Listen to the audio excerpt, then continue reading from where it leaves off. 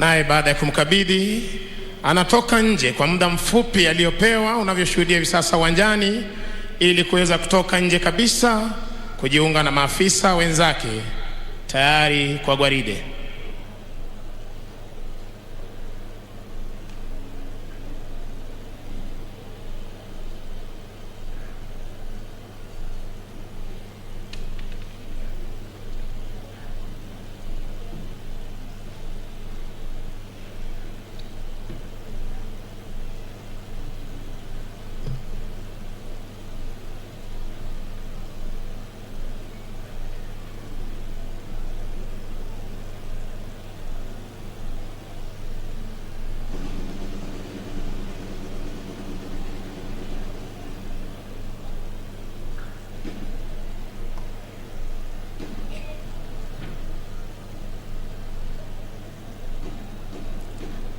Basi kwa ishara ya ngoma ndogo hiyo, wakuu wa vikundi mbalimbali, kikundi cha kwanza, cha pili, cha tatu, cha nne pamoja na parade adjutant wanachukua nafasi zao ndani ya gwaride hii.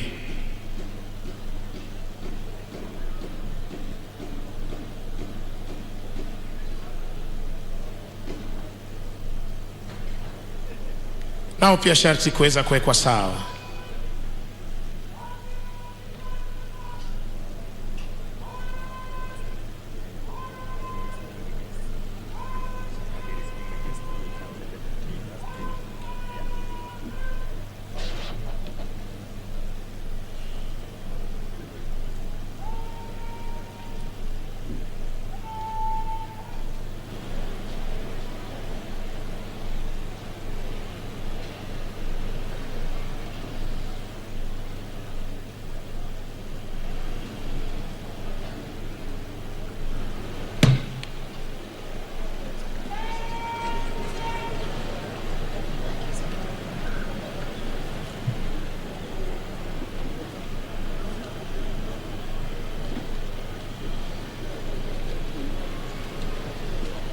Spika wa mabunge yote mawili, katibu wa wizara mbalimbali, waheshimiwa viongozi, wageni waalikwa, karibuni leo tarehe 20 mwezi huu wa Oktoba mwaka 2021 katika sherehe za Mashujaa katika gatuzi hili nambari 20 ya magatuzi 47 ya taifa letu la Kenya.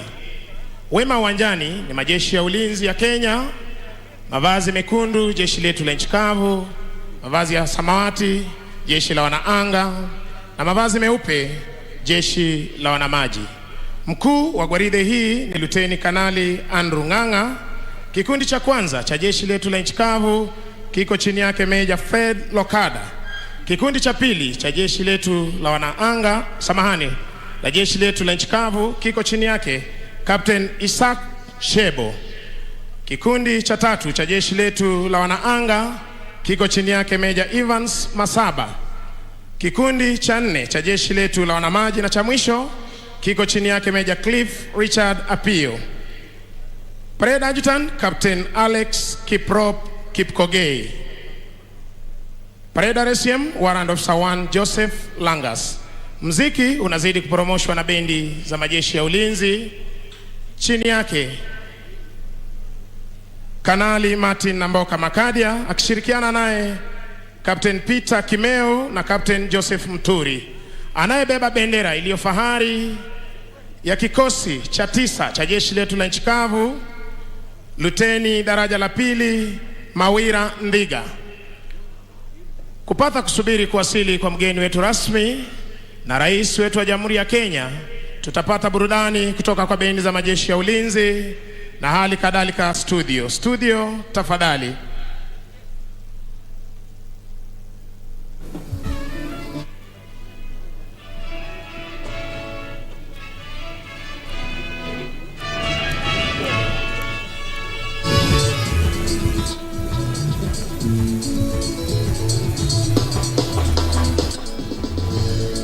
Jifunadi mkubwa ujenzi wa taifa, kwani hicho kiini hasa kisababisha shujaa. Ewe ndugu yangu, amka kumekucha, kama kajene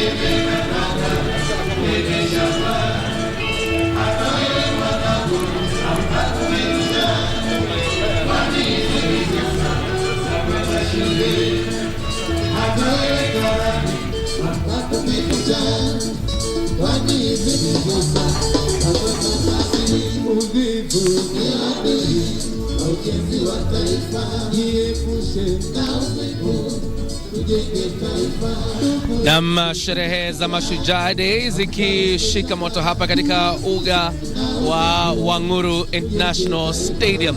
Na ni muhimu kwamba tusisitize matangazo haya yanapeperushwa moja kwa moja katika vituo vyetu vyote vya redio. Kwa hivyo vituo vyetu vyote vya redio vinapeperusha matangazo haya moja kwa moja pamoja na KBC Channel 1. Bila shaka mtazamaji, na wewe una fursa zaidi kuweza kutegea runinga yenye ushawishi mkubwa na redio ambazo iko katika shirika la utangazaji la KBC kufuatilia matukio haya, sherehe hii ya kimataifa, sherehe hii ya kitaifa, kusherekea wale ambao wamepigania ukombozi au walipigania ukombozi wa taifa hili. Na kama unavyotizama mtazamaji, mambo yako shwari, mambo yako kemkem, maandalizi yamekamilika na baadhi tu ya viongozi wameshawasili tayari kuhakikisha kwamba sherehe hii inafana zaidi. Sherehe hii inafanyika hapa katika Wang'uru Stadium, kaunti ya Kirinyaga, na kama unavyoona uwanja, majeshi yetu, majeshi ya nchi kavu, majeshi ya hewa na majeshi ya maji wako tayari.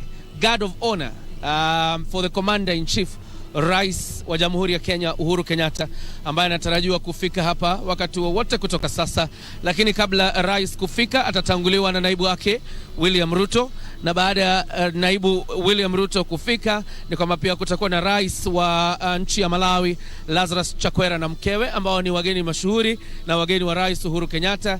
Halafu tena Rais Kenyatta ataweza kuwasili, na kisha maadhimisho haya ya Mashujaa Day yataanza rasmi. Kwa hivi sasa majeshi wanajipanga ili kuangika guard of honor. Bila shaka, na unavyozungumzia mwenzangu Kioria kuhusiana na jeshi la nchi kavu, jeshi la wanahewa na jeshi la wanamaji, mtazamaji, ni bayana uweze kufahamu kwamba sherehe hii huwa ufana zaidi wakati ambapo tunakuwa na majeshi kama haya ambao bila shaka ndio wanaipamba sherehe hii, kuhakikisha kwamba baadhi tu ya wale ambao wanatizama hata kutoka nchi za ugaibuni wanafahamu fika kwamba Kenya ina majeshi ya hali ya juu, kiwango cha juu, wako testi zaidi kulinda mipaka yetu. Kumbuka kwamba jukumu lao zaidi ni kuhakikisha kwamba Kenya salama, na kiongozi wa taifa Rais Uhuru Kenyatta, ambaye ndiye amiri jeshi mkuu wa majeshi yote humo nchini,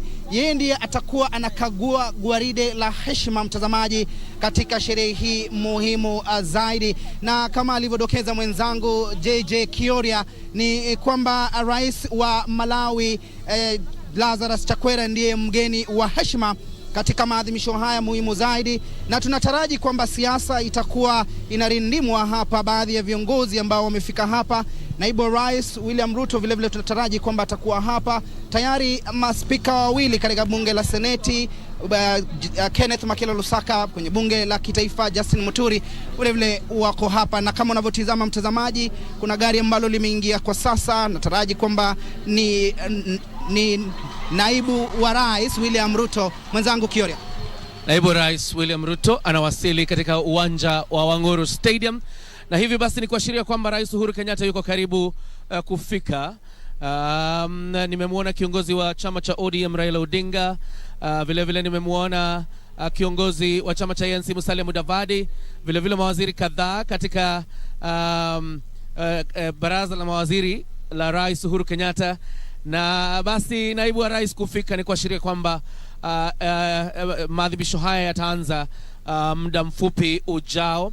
Manake tu naibu wa rais akisha wasalimu wale ambao wako kwenye jukwaa, wakiwepo mawaziri, viongozi wa usalama, na pia viongozi mbalimbali wa nchi, atarudi hapa chini tena ili kuweza kumpokea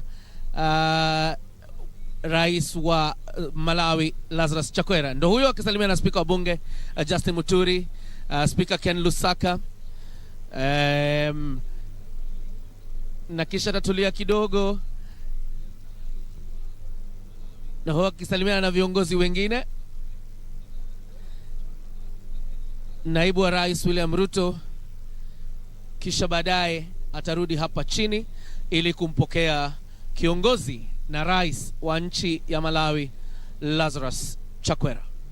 Bila shaka, na kama alivyodokeza mwenzangu Kiora, vile kuna kiongozi wa chama cha Ford Kenya Moses Masika Wetangula vile ameweza kufika katika sherehe hii kuhakikisha kwamba anaadhimisha miaka 20 sherehe hizi muhimu zaidi. Na naona vile rais, naibu wa rais anasalimiana na kiongozi wa chama cha ODM Raila Odinga, na vile baadhi tu ya viongozi ambao wameweza kuhudhuria akiwemo Gideon Moi ambaye ni kiongozi wa chama cha KANU, na vile baadhi tu ya viongozi akiwemo Mwangi wa Iria, gavana wa gatuzi la Murang'a, na vile nimetizama kuna mke wa rais Rachel Ruto vile yuko hapa mtazamaji. Na kwa hivyo tuko hapa tisti kuhakikisha kwamba uhondo kamili unaopata, na namuona gavana wa gatuzi hili la Kirinyaga Anne Waiguru akiendelea kunengua viungo akisalimiana pamoja na mke wa rais William Ruto. Na vile nimeona gavana wa gatuzi la Mombasa Ali Hassan Joho vile yuko hapa.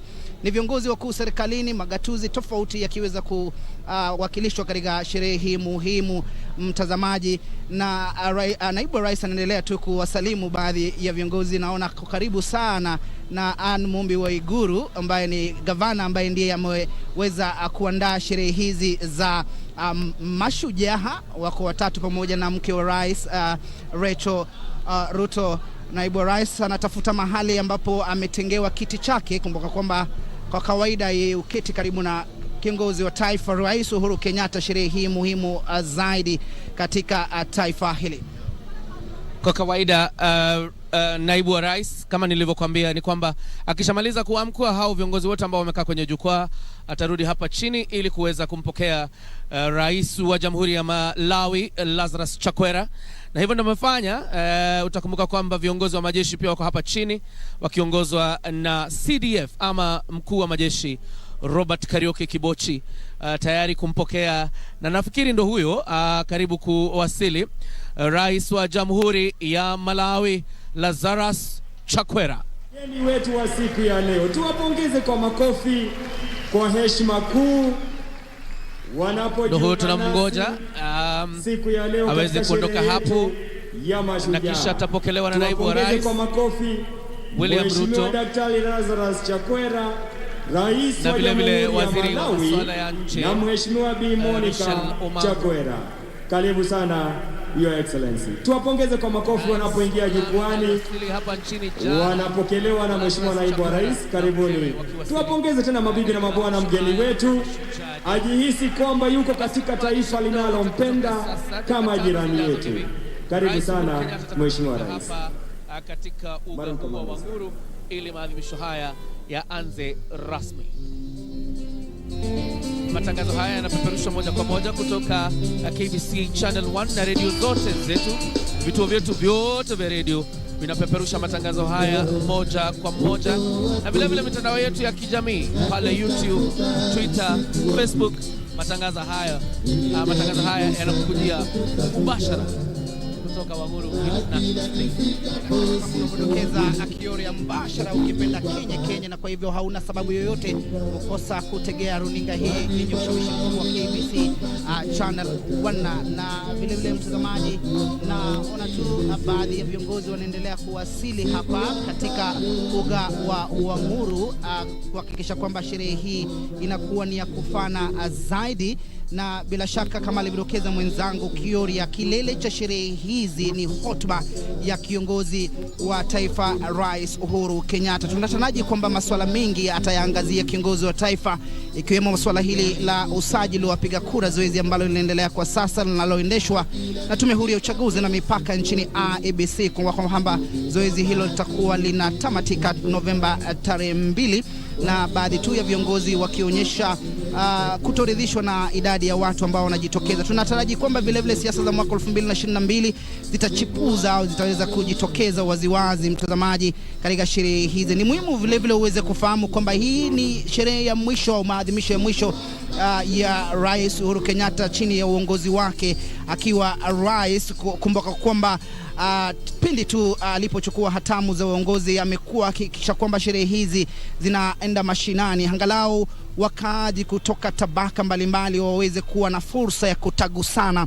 na viongozi wakuu serikalini. Awali sherehe hizi zimekuwa zikifanyika katika jiji la Nairobi, iwe katika bustani ya Uhuru au pengine katika uga wa Nyayo, lakini kiongozi wa taifa akahakikisha kwamba ugatuzi unakwenda mashinani, watu waweze kupata fursa ya kuweza kuandaa sherehe hizi. Na kama alivyodokeza mwenzangu Kioria, maadhimisho haya yanafanyika katika gatuzi la Kirinyaga, na gatuzi la Kirinyaga yenyewe imepambwa na kupambika, hasa uwanja huu wa kimataifa wa Wang'uru, na tumeona kwamba muundo msingi umeweza kuimarishwa na biashara kunoga, na hivyo basi kuwapa fursa wakaaji katika gatuzi hili kunufaika na sherehe kama hizi. Mwenzangu Kioria. Bwana Kipnusu, unaona wana Maroon Commandos bila wanaendelea kucharaza ngoma.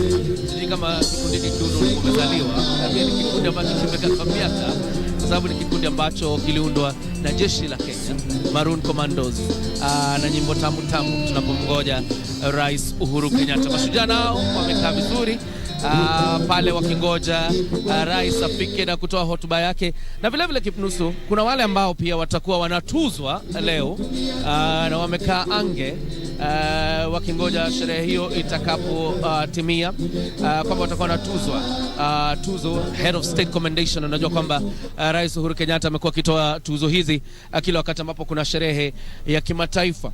Kule ugani wanajeshi wetu wako chonjo, wako gangari, wako tayari kuangika Guard of Honor ili kusherehekea Rais Uhuru Kenyatta ambaye ni Commander in Chief ama amiri jeshi mkuu wa majeshi yote ya ulinzi.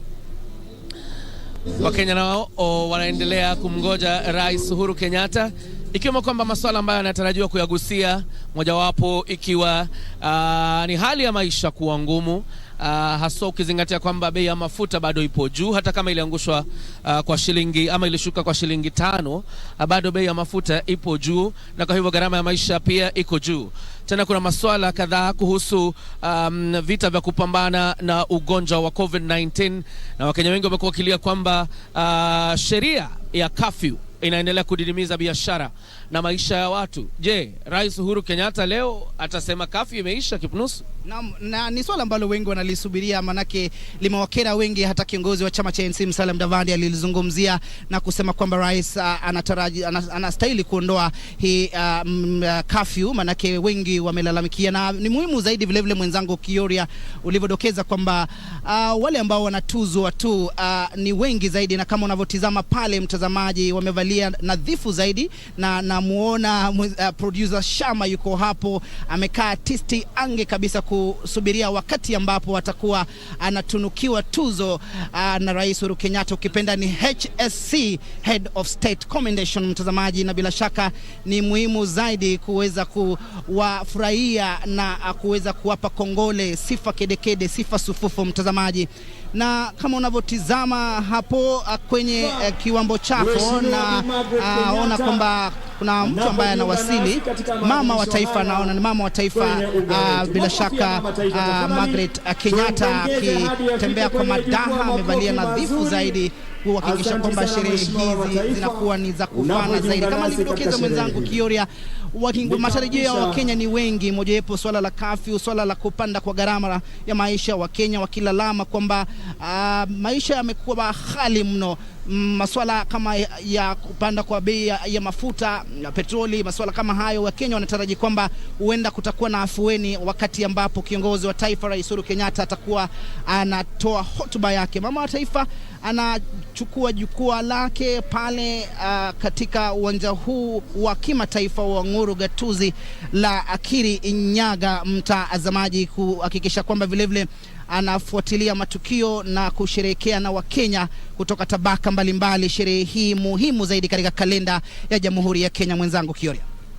Na sasa ni dhahiri kwamba Rais Uhuru Kenyatta yuko kwenye uga wa Wang'uru Stadium. Linalobaki sasa ni yeye kulipanda lile gari la Commander in Chief ama Amiri Jeshi Mkuu, na akishapanda ni kwamba ataingia kwenye uwanja, pia atafanya mzunguko akiwasalimia wananchi ambao wamekaa katika uwanja huu, na baadaye maadhimisho yataanza. Shughuli za jeshi zitafanyika kwa sasa.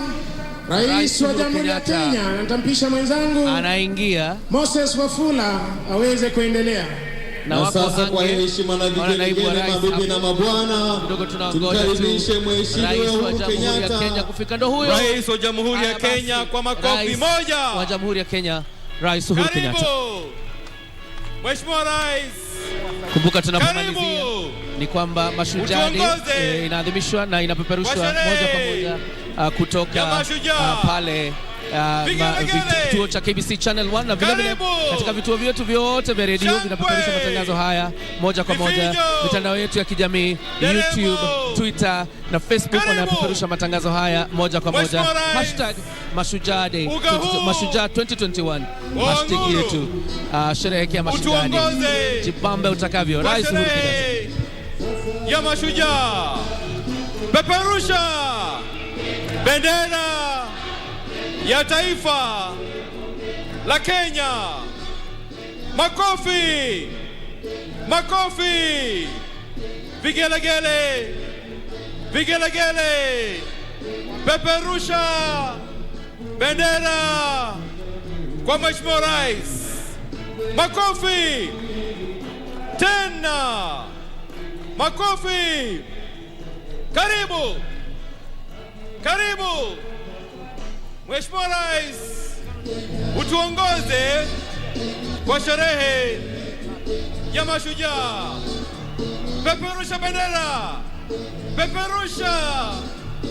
Karibu, karibu Mheshimiwa Rais Uhuru Kenyatta, utuongoze kwa sherehe ya Mashujaa gatuzi hili la Kirinyaga, uga huu wa Wang'uru. Makofi, makofi, shangwe, shangwe.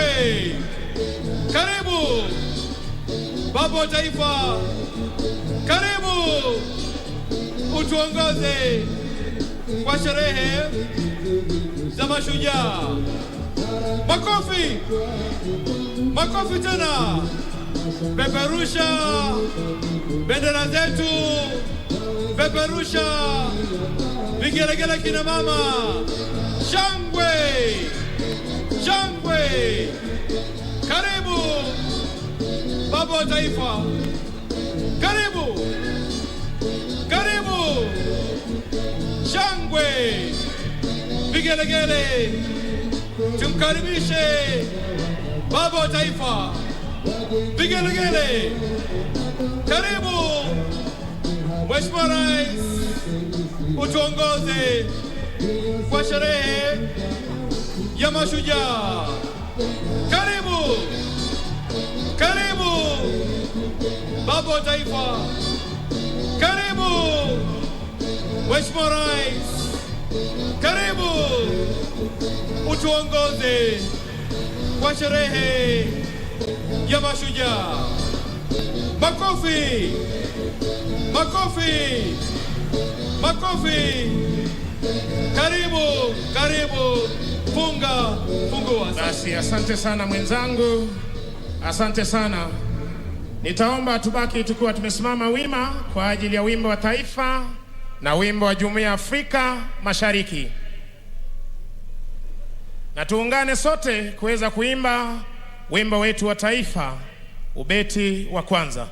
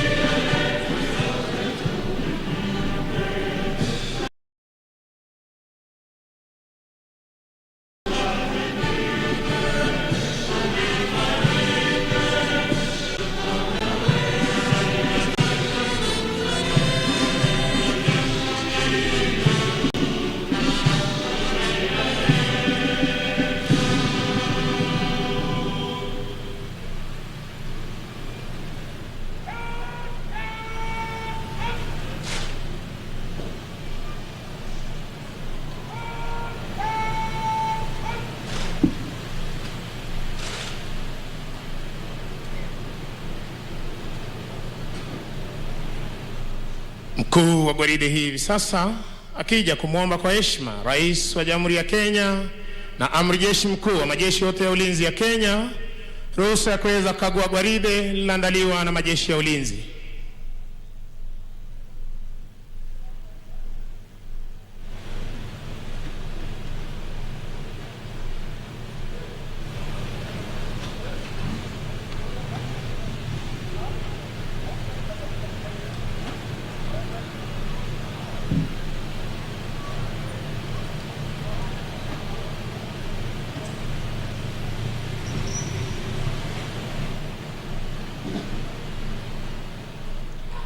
Asanteni, kwa heshima tunaweza kuketi tafadhali.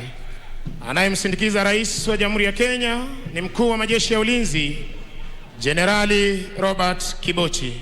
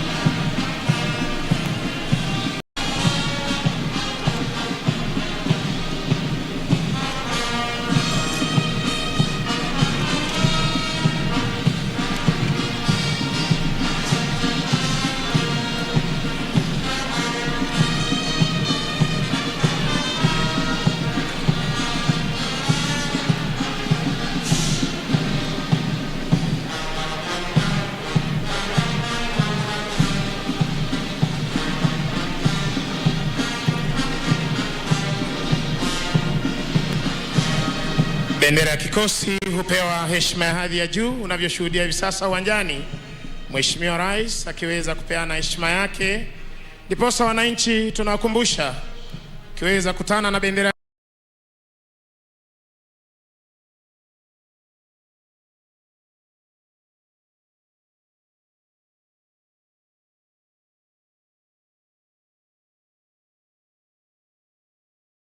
kuweza kuipisha rasmi za kiserikali kuweza kupiga saluti.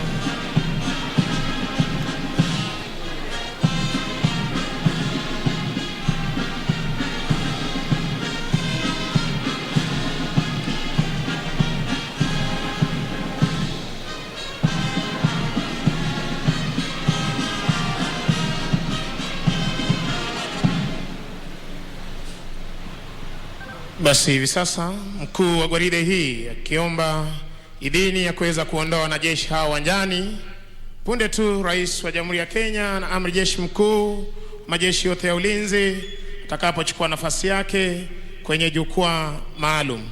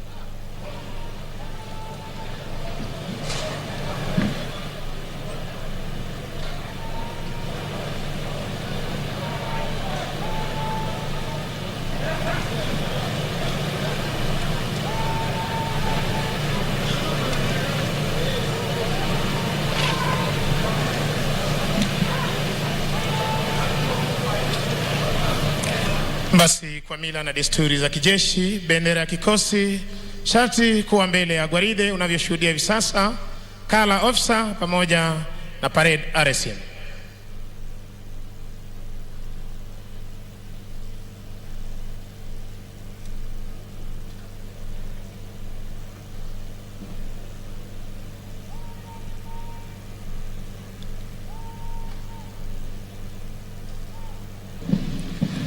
Mheshimiwa Rais, kwa amri hiyo, to your duties by the left quick march. Wanajeshi hawa wanaondoka hivi sasa uwanjani baada ya kuandaa gwaride la kufana siku hii ya leo ya Mashujaa katika uwanja huu wa Wang'uru, ili kuweza kuzidi kudumisha ulinzi wa taifa letu la Kenya, kuhakikisha kwamba mipaka yetu iko salama masaa 24, anga letu liko salama masaa 24, na hali kadhalika fuo za bahari zetu ziko salama masaa 24.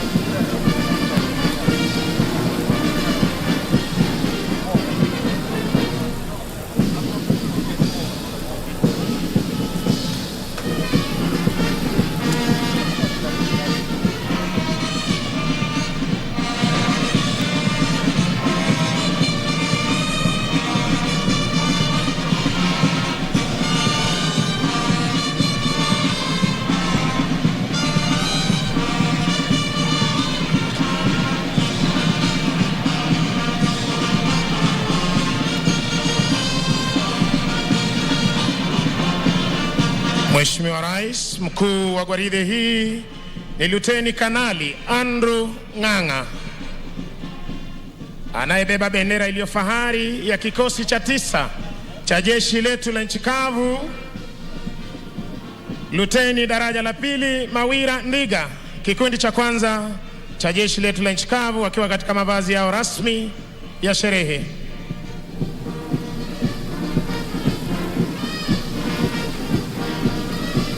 Kikundi cha 2, Mheshimiwa Rais, cha jeshi letu la nchi kavu, wakiwa katika mavazi yao rasmi ya sherehe.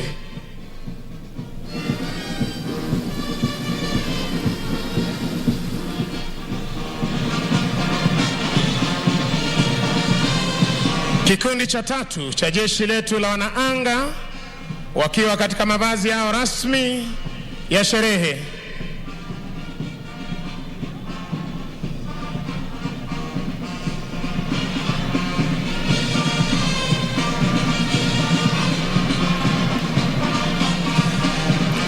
Kikundi cha 4, Mheshimiwa Rais, cha jeshi letu la wanamaji, wakiwa katika mavazi yao rasmi ya sherehe. Parade Adjutant Captain Alex Kiprop Kipkogei.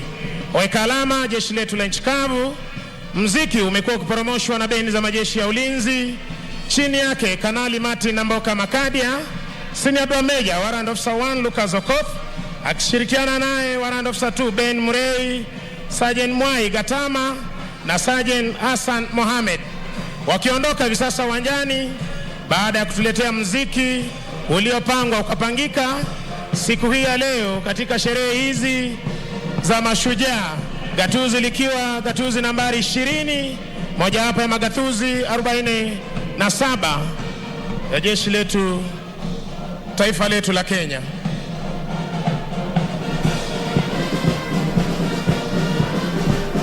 Nitampisha mwenzangu Achanga aweze kutuletea tamasha za ndege zetu za kijeshi. Asante sana mwenzangu Ben Misango. Mheshimiwa Rais, inafuata sasa tafrija za angani, na wanakuja uzuri kabisa ni wanajeshi wetu wa anga, wakiwa ni ndege aina ya Tukano, zikiwa zinapuliza moshi mweupe kuashiria kuwa kila kiko sawa. Tuwapigieni makofi wanapopita mbele ya jukwaa la rais.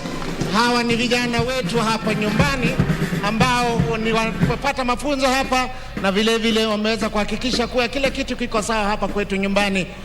Ni ndege aina ya Tukano ambazo kwa mara nyingi hutumika kwa minajili ya kuona kuwa mafunzo yako sawa kabisa. Ndio hawa wanaenda uzuri kabisa wakitomekomea upande wa pili. Ndege ambayo nitakuwa nikitarajia sasa hivi ni ndege aina ya Tiara ambayo inakuja uzuri kabisa kwa mbali, inakuja ikiwa imebeba bango kubwa kweli kweli.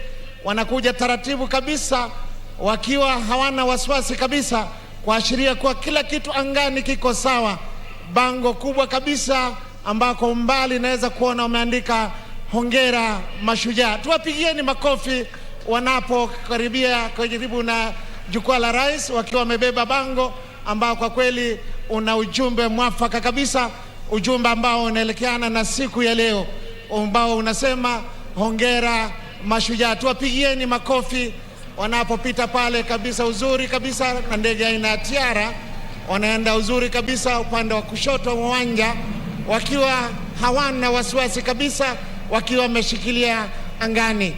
Mheshimiwa Rais wakiwa wanatokomea, tunafika mwisho wa tamati wa sherehe za siku za leo za majeshi, na ninampisha mwenzangu ili aweze kuimaliza. Basi Mheshimiwa Rais, na huo ndio utakuwa mwisho wa tamasha zetu za kijeshi kwa pamoja. Ningependa kuwashukuru flag staff wetu, Major Ismail Olwal, Major Peter Etiang, Defense Forces Sergeant Major Warrant Officer 1 Koranga, Kenya Army Sergeant Major Warrant Officer 1 Karioki, Kenya Air Force Sergeant Major Warrant Officer 1 Talengo, na Kenya Navy Sergeant Major Warrant Officer 1 Haji Bwana, bila kuwasahau wenzangu hapa Senior Private Wekesa Warrant Officer 2 Achanga, pamoja nami jina langu ni Kopro Misango Mbaye, nikiwarejesha moja kwa moja hadi kwake Bwana Peter Wanjohi. Asante sana wenzangu kutoka kwa majeshi ya ulinzi. Naomba sote tuwe watulivu kwa maombi.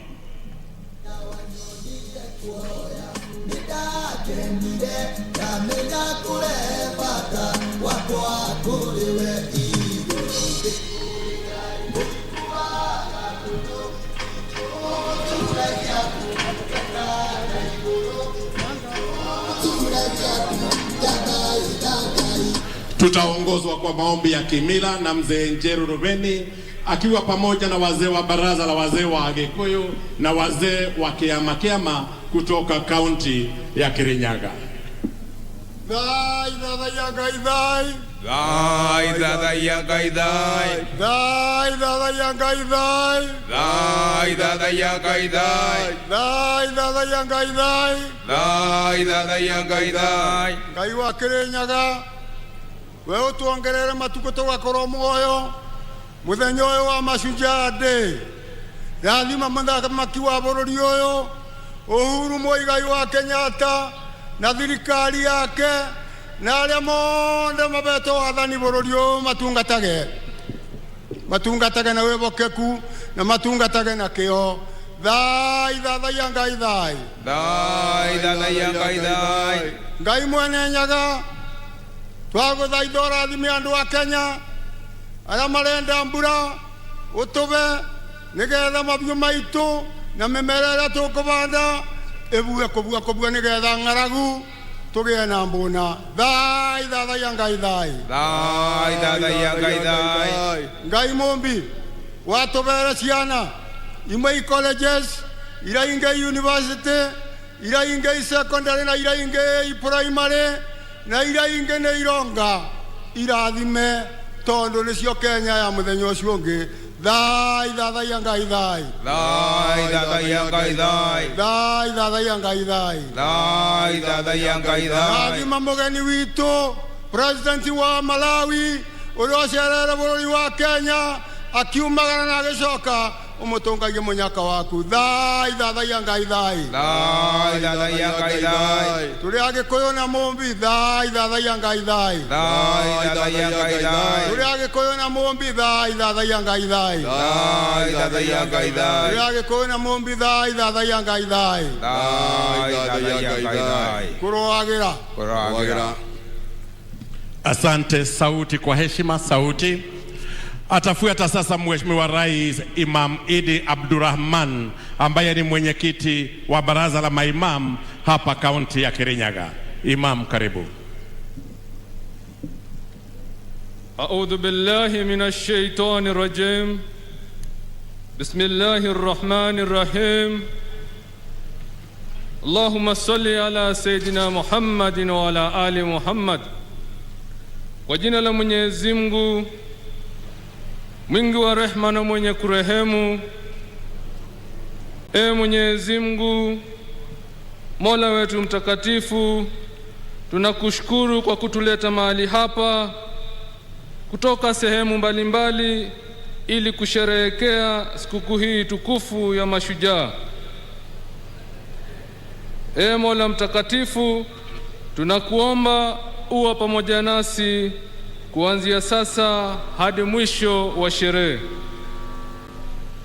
Mwenyezi Mungu, tunamwombea rais wetu wa Jamhuri ya Kenya, Rais Uhuru Muigai Kenyatta, na viongozi wote katika nchi hii, pia tukiwakumbuka na wageni wetu waliotutembelea. Uzidi kuwapa hekima, busara na subira wanapoendelea katika kazi yao kuwahudumia wananchi wa Kenya. Mola wetu, ibariki nchi hii yetu ya Kenya kwa mvua yenye baraka, tuondolee magonjwa za kila aina, hasa wakati huu mgumu wa magonjwa ya kuambukiza. Tunanyenyekea kwako Mola wetu, tukitubu dhambi zetu. Utusamehe, utubariki, mahali kuna dhiki utufanyie wepesi, walio wagonjwa pia uwaponya Mola wetu.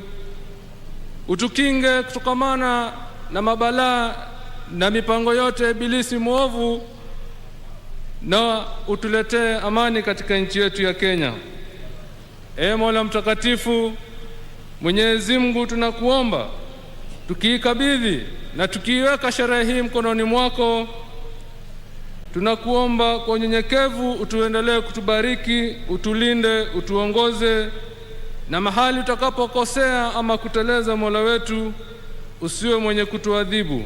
Utusamehe na ulete rehema yako, na tukiomba rehema na amani zimshukie mtume wetu Muhammad sallallahu alaihi wasallam. Wa sallallahu ala Sayyidina Muhammadin wa ala alihi wa sahbihi wasallam. Amin, amin, amin. Atakaye tufungia sasa ni Askofu Joseph Kibuzwa, askofu wa kanisa la Kianglikana Diocese ya Kirinyaga. Let us pray. Almighty God, we pray for Kenya and all who live in it. In your eyes, all Kenyans are Sujas. Let unity prevail among the Sujas in this nation. Bless our President, His Excellency Uhuru Kenyatta, all leaders and all Kenyans. We uplift before you, Lord, His Excellency Dr. Lazarus Chakwera and the citizens of the Republic of Malawi. Anoint us, O Lord, that we can be advocates of peace and love. Let the works of the evil planners of terrorism come to nothing. May satanic schemes against our president and the Kenyans be defeated in Jesus' name. May our transport system be safe. Bless this nation so that all may have access to affordable health care, including vaccines for coronavirus. God, may you restore our economy.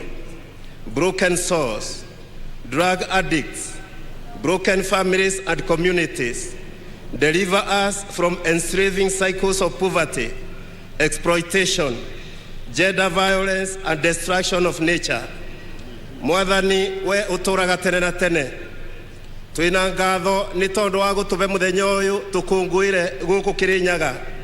Tukuboya ati ageni itu ni mekwamukira irathimo ciothe cia kaunti ino itu ya Kirinyaga. Tukuboya ati irathimo cia muthenya wa muthi ni ikunyururuka Kirinyaga ta njui iria nene cia kaunti ino itu. Twambiririe na rui rwa Thagana, rwa Muthambi, Rondo, Rotue, Mokengeria, Kiringa, Viva, Kamwana, Nyamindi, na Rubingase. Tukuboya ati utugi wa Ngai ni ugutuhumbira o ta uria miti ikoragwo igumbeire mutito karima ga kamuruana na karima ka murindoko. Mwathani turaboya ati ageni aitu ni ukumabutia na nimekugura mucere witu wa guku Mwea, nimekugura kaboa na majani meitu, nimekugura matunda ona mboga iria tukuragia guku Kirinyaga kuma thoko-ini citu. Na riu tukuboya ati kirathimo kia Ngai uria uturaga tene na tene ni gigukorwo iguru ritu. We pray that Christ's righteousness will shine upon us this day and scatter the darkness from before our paths. And the blessing of God Almighty, the Father, the Son, and the Holy Spirit be upon us and remain with us always. Amen. Asante Askofu. Mheshimiwa Uhuru Kenyatta, Rais wa Jamhuri ya Kenya na Amiri Jeshi Mkuu wa Majeshi ya Ulinzi, na Mheshimiwa Mama wa Taifa Bi Margaret Kenyatta, Mheshimiwa Lazarus Chakwera, Rais wa Jamhuri ya Malawi, na Mheshimiwa Bi Monica Chakwera, Naibu wa Rais Mheshimiwa Daktari William Ruto na Mheshimiwa Bi Rachel Ruto, maspika wa Bunge la Kitaifa na spika la Bunge la Seneti, Jaji Mkuu na Rais wa Mahakama ya Juu, mabalozi na maafisa wakuu wa kidiplomasia, gavana, viongozi na wananchi wote wa kaunti ya Kirinyaga, wananchi wa Jamhuri tuipendayo ya Kenya, mabibi na mabwana. Mheshimiwa Rais, upande wako wa kulia tunao mashujaa wanaowakilisha mashujaa kutoka pembe zote hapa nchini. Naomba kwa heshima mashujaa tuweze kusimama na tuwashangilie tukiwakaribisha hapa uwanja wa Wang'uru. Karibuni sana mashujaa wetu tunaowaenzi. Na kabla Mheshimiwa Rais, nimwalike mwenzangu Kennedy Kimani atuongoze kwa kipindi kifupi cha burudani. Naomba sote sasa tuelekeze macho yetu kwenye runinga kwa makala ya Je, Wajua?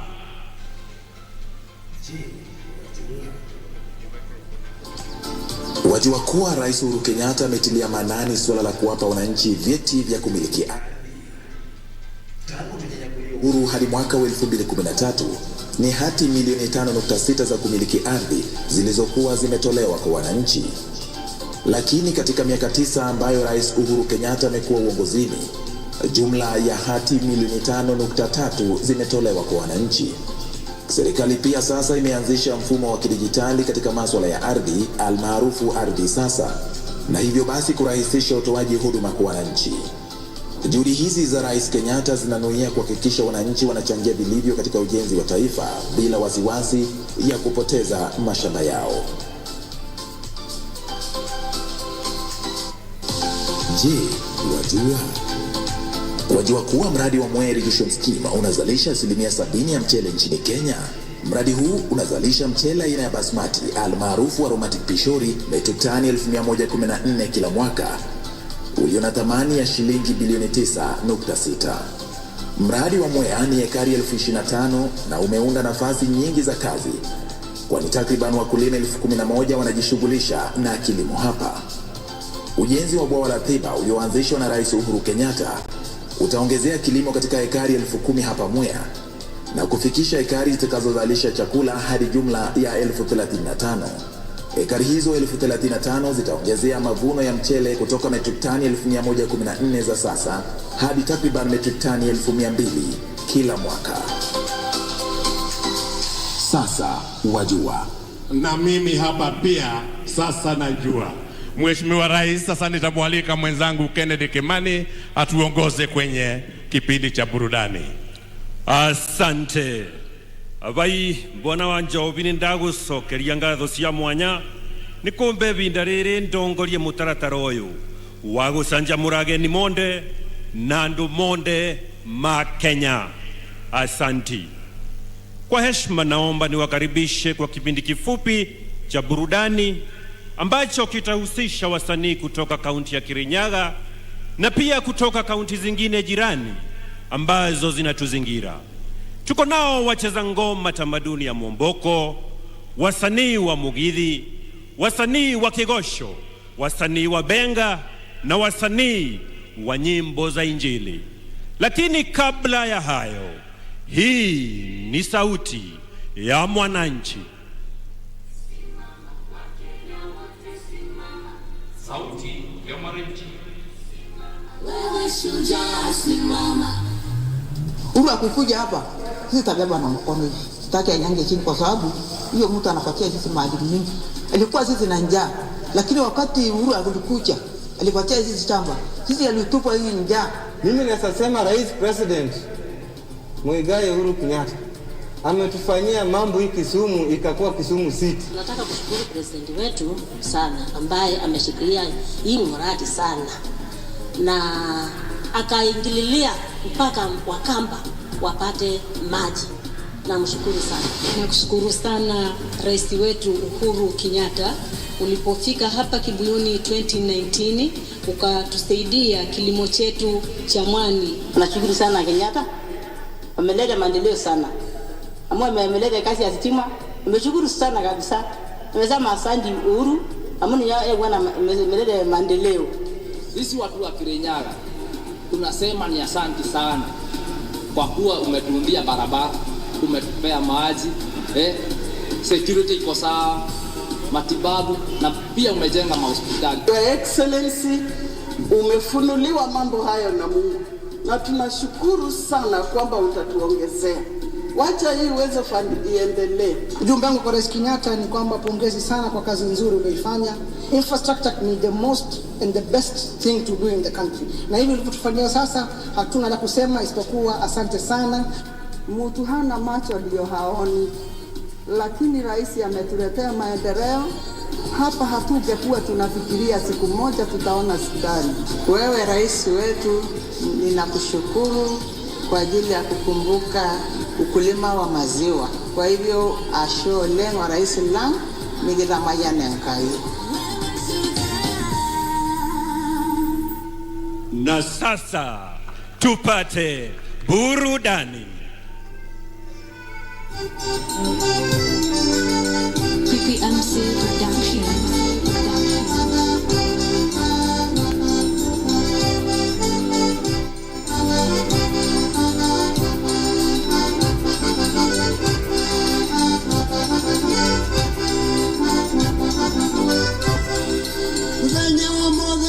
Kuguhera njamba titokia ita iria ciaroire weani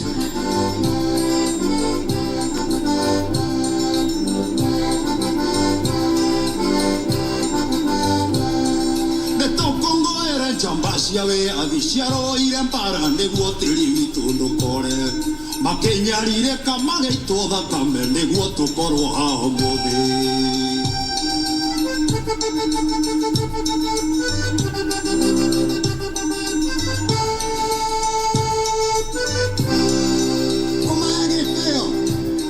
Nituikaranagie na thayo nondu maruaga niguo tuikarage na thayo.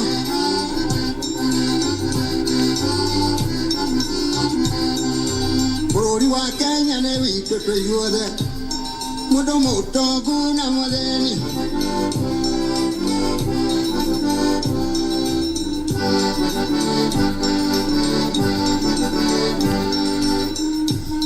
Tũkũrĩa na tũkanyua tũkĩrĩithagia mahiũ maitũ nacio nding'ori maburoti nyũmba ya mũmbi njamba citũ itikariganĩre. Harambĩ, harambĩ, harambĩ, Moi harambĩ, akire na Jomo Kenyatta.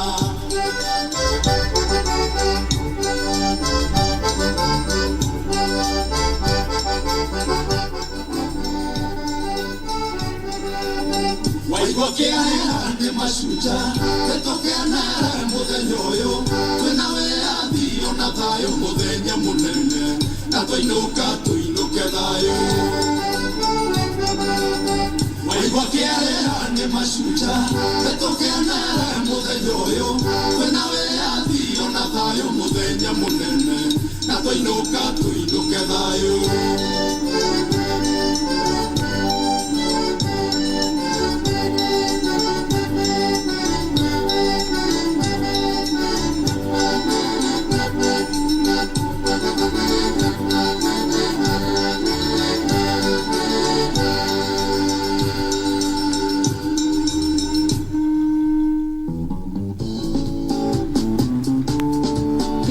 MC Production. Kenya fururi wito magamuthaka utonga wito ukehithika ni maithe maitu merutirio kioneka ejamba cito cierutirio kioneka Mutongoria witũ nĩ kĩonereria atĩ ithuothe nĩ tũiganaine, atumia na athuri nĩ tũiganaine, ithuothe twĩna thũmbĩ ya Mashujaa. Wewe shujaa, Mimi shujaa, nĩ tũnyitane hamwe tũthiĩ na mbere. wewe jabaa, Niĩ ndĩ njaba, tushikane pamoja tusonge mbele. thank you muno madagitari itu ekwirutira ngoro na mwiri makinya hindi ino ya korona wijamba citu mũrathimo akenya nĩ tũruta wĩra na kĩo arĩmi ateng'eri ona ithuĩ aini mandagĩtarĩ mwarũri mũbira inyuone nĩ tũmũtambũrĩte mwĩjamba wewe shujaa, Mimi shujaa, nĩ tũnyitane hamwe tũthiĩ na mbere. wewe jabaa, Niĩ ndĩ njaba, tushikane pamoja tusonge mbele. Nĩtũhĩmbĩrĩtie ũrũmwe witũ, nĩtũinaine na twĩna thayũ. Kabira ciothe Kenya twĩ kĩndũ kĩmwe, nĩtũtũũria ũrũmwe ũcio ta Mashujaa. inyuĩ mũgitagĩra bũrũri witũ kaingĩ mũikagia mĩoyo yanyu mwaki-inĩ iaro citũ na borithi Ngai aromũteithia mwĩjamba citũ mũtingĩriganĩra wewe shujaa, Mimi shujaa, nĩtũnyitane hamwe tũthiĩ na mbere. wewe jabaa, Niĩ ndĩ njaba, tushikane pamoja tusonge mbele.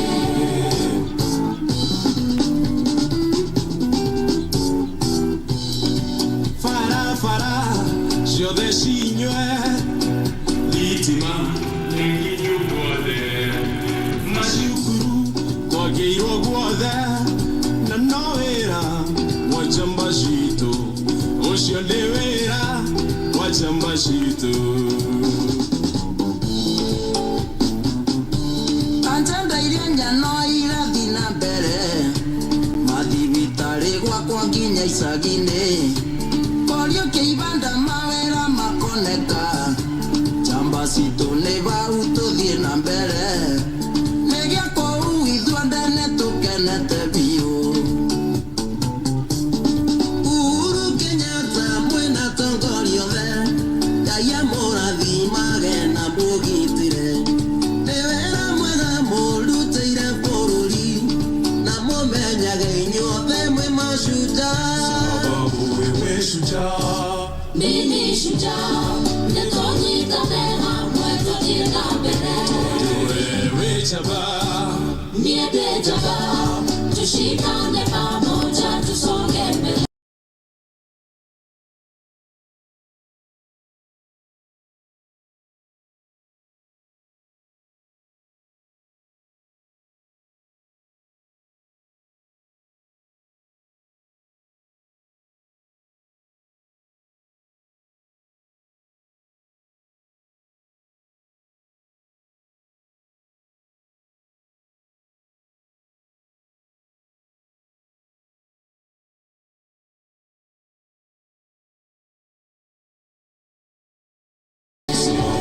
wewe shujaa, Mimi shujaa, tushikane pamoja tusonge mbele.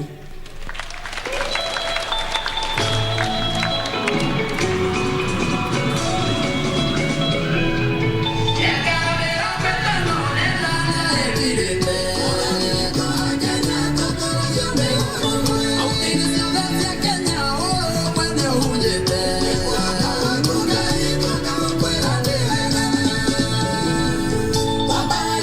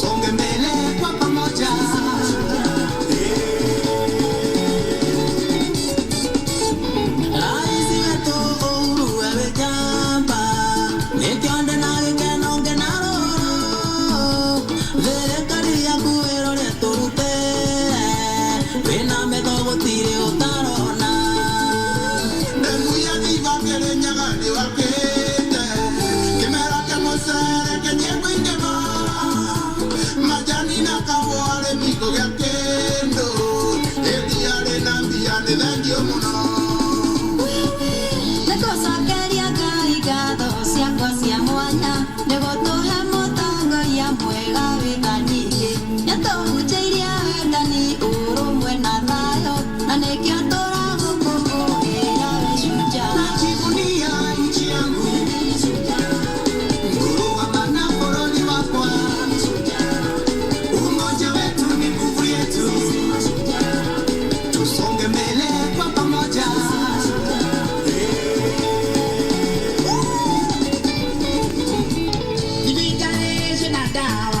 mashini ya korigita cukuru citocie sawa ciana ithome wega yudie karutwo mũng'etho ĩgataro tekinĩka ũrĩa kũmeria ti ũrĩa gũtua kenyero rũmanyambo gĩkũyũ kĩugire atĩ ĩgana mwerĩiria yakua Uhuru wa Kenyatta tũgũkũgana ũrĩa gĩtĩ-inĩ bũrũri wothe gũtira andũ tekĩte maũndũ mbeca cia bũrũri-inĩ cikũrũkĩte macinani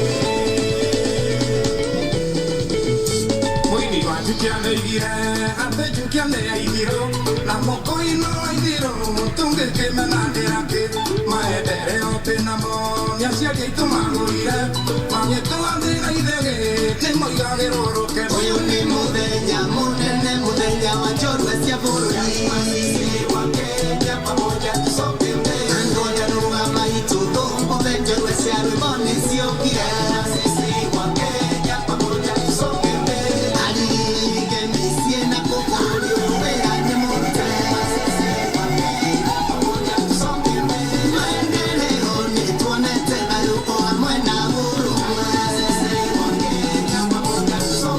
najivunia nchi yangu nguruma na bũrũri wakwa umoja wetu ni nguvu yetu tusonge mbele kwa pamoja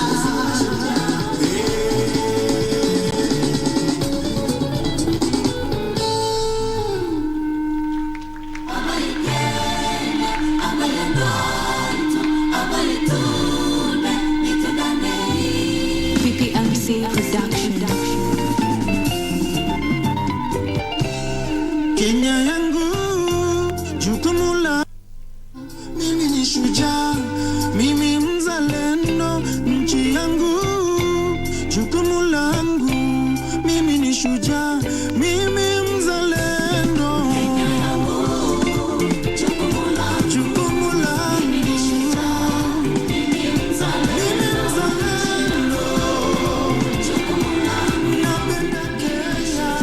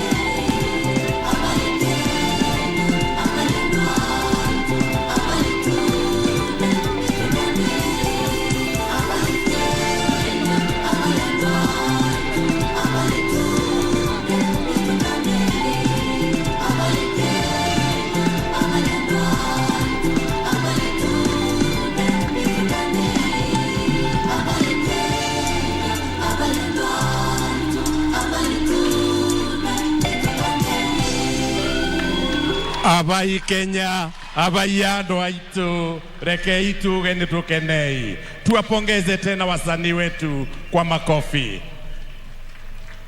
Kwa heshima Mheshimiwa Rais, naomba sasa uniruhusu nimwalike gavana wa kaunti ya Kirinyaga, Mheshimiwa Anne Waiguru, atukaribishe kirasmi na kwa kifupi, halafu amwalike Mheshimiwa naibu wa Rais. Gavana.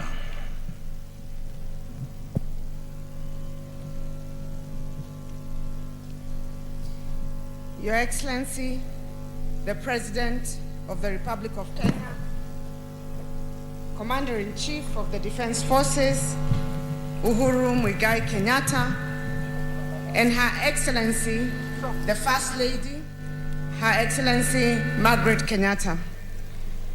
Your Excellency, the President of the Republic of Malawi, Lazarus Chakwera, and Her Excellency, the First Lady of Malawi, Monica Chakwera. Your Excellency, the Deputy President of the Republic of Kenya, Your Excellency William Samoei Ruto, Your Excellency Mama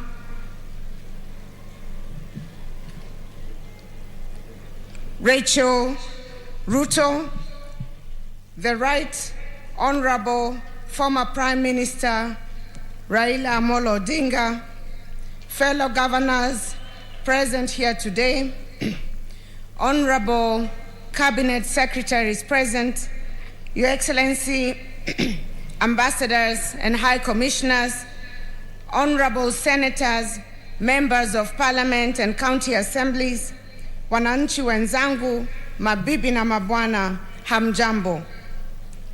It is my great pleasure to welcome you all to Kirinyaga County on this auspicious Mashujaa Day. I know some of you may have been to our county before. Some are visiting us for the very first time. I'm also told that some came just to see what it is about this small county that makes headlines so often. Whichever the case may be, I'm sure by now you have experienced the warmth and love of Kirinyaga people. Today we get to celebrate Kenya's Shujaas, the men and women without whom Kenya we love would not exist. We meet to celebrate those who make it possible for us to know peace and experience unity. We meet to celebrate the millions of ordinary Kenyans whose labor continues to build this nation's economy. We meet to celebrate our mothers and the unsung heroes who take care of their families through thick and thin. We meet to celebrate the youth, our jeshi, on whose back much of this country is carried. We celebrate our healthcare workers and our security services for keeping us healthy and safe. We celebrate the myriad essential service providers, including the media, who have kept watch during the trying months of the COVID-19 pandemic. And of course, we celebrate our artists for their amazing show today. All around us are Shujaas who deserve to be honored and recognized, and to each one we say, Asanteni sana. Your Excellency, allow me to share with you and the nation a brief snapshot of what the Shujaas of Kirinyaga have been able to do in the last 4 years since we were elected towards the achievement of the Big Four agenda. In order to attain food security and nutrition goal, we have been supporting our farmers to increase productivity through diversification of agricultural activities. So far, we have supported more than 500 farmers groups and close to 50,000 households to undertake various projects under our Wezesha Economic Empowerment Program. Each of the supported households are able to make an extra 1,000 per day under various value chains, which include production of 1 million eggs a month under poultry keeping, tomato, avocado, dairy and fish farming, beekeeping, as well as pig rearing. We have managed to increase the annual production of rice from 60,000 tons in 2017 to the current 113,000 tons. Under universal healthcare, towards the achievement, we have undertaken massive infrastructure and service delivery reforms in our health facilities. Our medical complex, which you'll be able to see shortly in Kerugoya town, and which in due time we shall be inviting you to open, is just about to be completed. The The 342-bed capacity, 5-story complex will elevate the Kerugoya Level 4 Hospital to a Level 5 facility, offering the specialized medical services for which residents are currently referred to other hospitals. The ultra-modern hospital, which has an ICU, HDU, an oncology center, and a burns unit, among others, state-of-the-art amenities, will be the first one in the region to match the standards of some of the country's most reputable private hospitals. We are also upgrading Kimbimbi and Kenyaga hospitals from Level 3 to Level 4. This is in addition to the 19 dispensaries we are completing and equipping in order to boost provision of primary health care at the grassroots. Your Excellency, we are celebrating this day at a time where our country and the whole world is grappling with COVID-19 pandemic.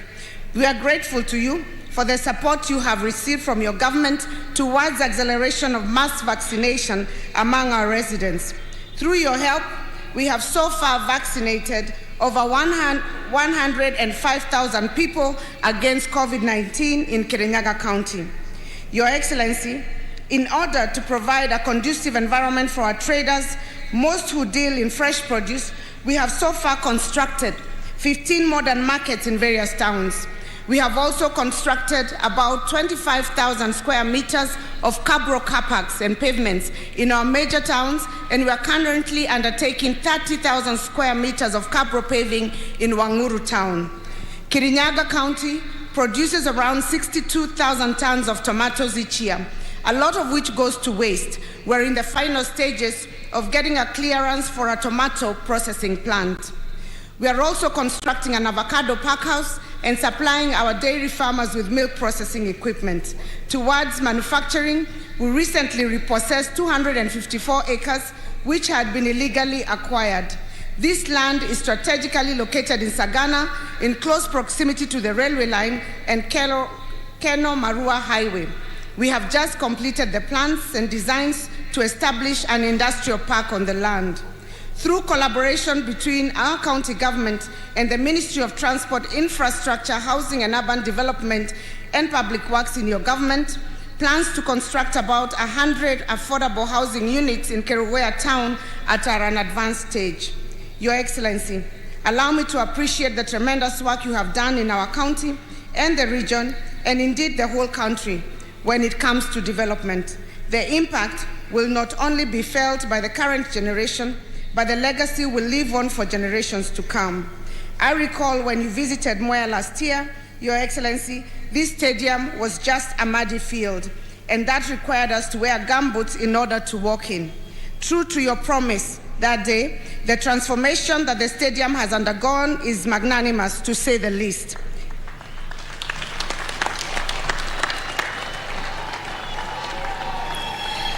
Among other impacts, it will greatly enhance sports talent, development, as well as the country's economic growth. In conclusion, Your Excellency, we most humbly welcome you to tour our county, should your busy schedule allow. We invite you to witness a people in whom you have invested renewed hope, whose spirits and recognition of your love for them is palpable. Kirinyaga is your home. We treasure your leadership. We assure you of our unreserved support to your government. On behalf of Kirinyaga residents, I also invite all our guests to sample some of our rich heritage and the hospitality of the Kirinyaga people. As you visit, we invite you to see our famed Mwea rice fields, which are not only breathtaking, but produce the best aromatic Bishori rice in the globe. Besides the Bishori rice, we also produce some of the best world-rated tea and coffee, and as a way of promoting our farmers, I invite you to buy a kilo or two of these products before leaving the county.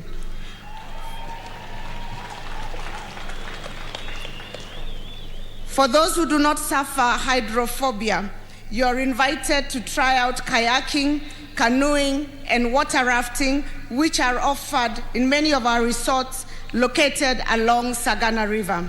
The river is recognized for hosting national and international water sports, and I'm sure you'll get an experience of a lifetime. For those who do not love water sporting, exploring other adventures such as zip lining, canopy walking, and archery will be just as good. I would like to once again thank you all on behalf of Kirinyaga people for bestowing upon us the privilege of hosting this auspicious occasion. God bless you, God bless Kirinyaga, and God bless Kenya.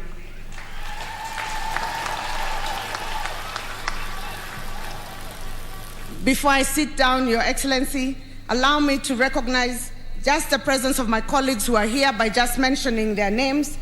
I'd like to recognize the Chair of the Council of Governors, His Excellency Martin Wambora from Embu, Deputy Vice Chair of the Council of Governors, Your Excellency James Ongwae from Kisii, Excellency Francis Kememia from Nyandarua, Excellency Governor Nderitu Mureithi from Laikipia, Excellency Mwangi Wairia from Murang'a, Excellency James Nyoro from Kiambu, Excellency Professor Anyang' Nyong'o from Kisumu, Excellency Colonel Rasanga from Siaya, Excellency Mtahi Kahiga from Nyeri, and Excellency Ali Hassan Joho 001 from Mombasa.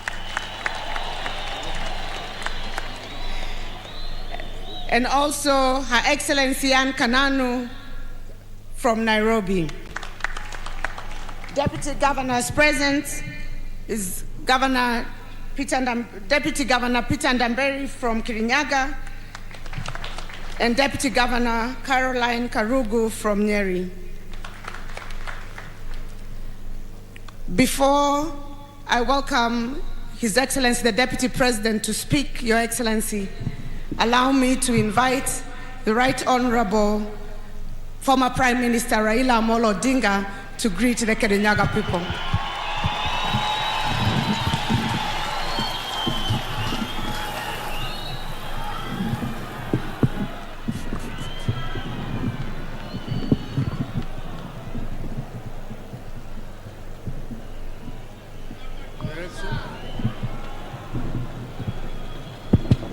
Your Excellency Uhuru Muigai Kenyatta, President of the Republic of Kenya, Your Excellency Mama Margaret Kenyatta, Your Excellency President Lazarus Chakwera, President of the Republic of Malawi, Your Excellency the Deputy President, all distinguished guests, ladies and gentlemen, Muriega Andua Kirinyaga Avai. Your Excellency, we have here some other leaders from the opposition. We have here Honorable Musalia Mudavadi, the party leader of ANC, Honorable Gideon Moi, Senator, the leader of KANU, Honorable Moses Wetangula, for Kenya. I would like to have my brother Musalia Mudavadi to just say jambo. Karibu.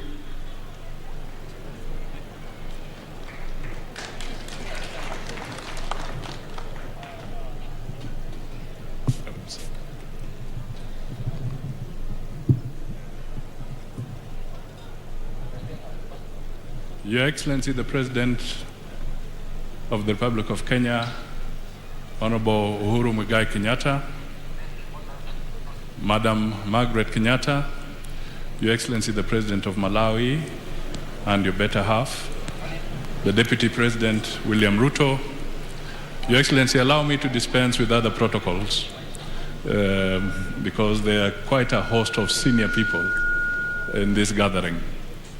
Andua Kirinyaga Muriega, Ohoro Wanyu. Thank you, Your Excellency. For me, I just want to say that this is an auspicious occasion when we recognize and honor those who have contributed in various capacities to the being and well-being of our country, and they deserve the respect and accolades that this day brings for them and for the Kenyan people. I also want to take this opportunity to acknowledge that there is tremendous development in our country, and it would be important that this foundation is built on for the future as we move forward. I also want to call on peace and tolerance during this particular period so that we can work together as a nation and as a people, respecting the boundaries that the Constitution provides so that we respect everybody in our country. That is how cohesion will be built, and that is how Kenya will be built. Lastly, let me also convey an apology from Honorable Kalonzo Musyoka, who is out of the country and he would have liked to be here with us. But I know in spirit he's perhaps even watching what is going on here. I will end there and say, let us build Kenya, tuweke Kenya mbele, Kenya iwe kwanza. Asanteni sana na Mungu awabariki.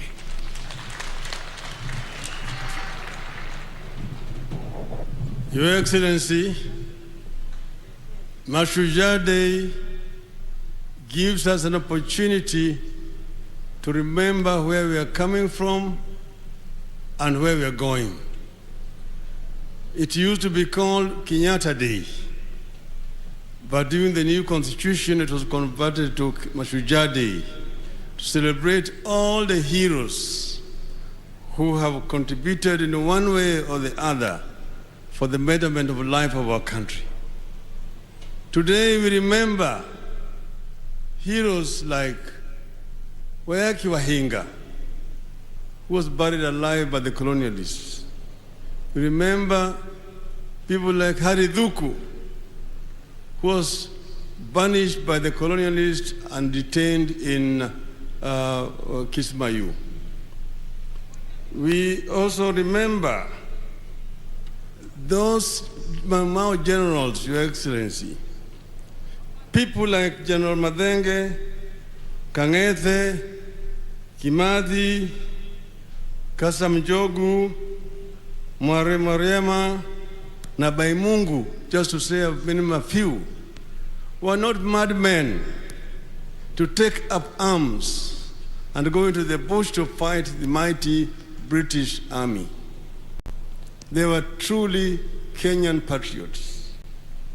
Neither were the Kapenguria Six, led by Jomo Kenyatta, Fred Kubai, Kungu Karumba, Bilal Kagia, Paul Ngei, Achengo Neko. These were true Kenyan heroes of that time. Your Excellency, I recently visited Maito Mukami Kimathi, and she's sending her greetings to this audience today. And she says she's unable to come and join in this celebration because she's ailing. Some of the wounds inflicted during her detention in those days in Kamiti, where she was also a guest together with Mama Ngina Kenyatta. Not many people know that Mama Ngina Kenyatta was also a political detainee in those days. So we celebrate these people. Your Excellency, this region of our country contributed immensely to the struggle for independence of our country. When the state of emergency was declared, people from this area had to carry passbooks to move around and get movement permits.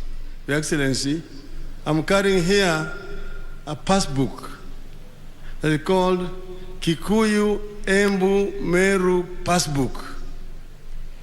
And it reads that this gentleman, his registration number was 1621, Simon Warorwa, son of Ngugi, tribe Kikuyu, district Fort Hall, location Gatanga, Chief Ndungu, and sublocation Rugeda and occupation clerk.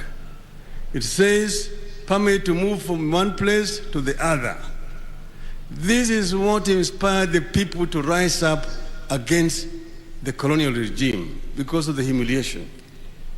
Your Excellency, we celebrate heroes like Bishop Gitari from this region, Ngugi wa Thiong'o, Michere Mugo, Wangari Maathai, Ken Matiba, Charles Rubia, Reverend Timothy Njoya. We have here, Your Excellency, two ladies. One, the first woman to become a Chief Justice, Madam Martha Kiomkome. She is a hero and how right she was in trenches with us during the second liberation. You have also here Madam Martha Karua, another hero. And then we have one of the first governors, women governors, Madam Wang'uru, governor of this great country of Kirinyaga.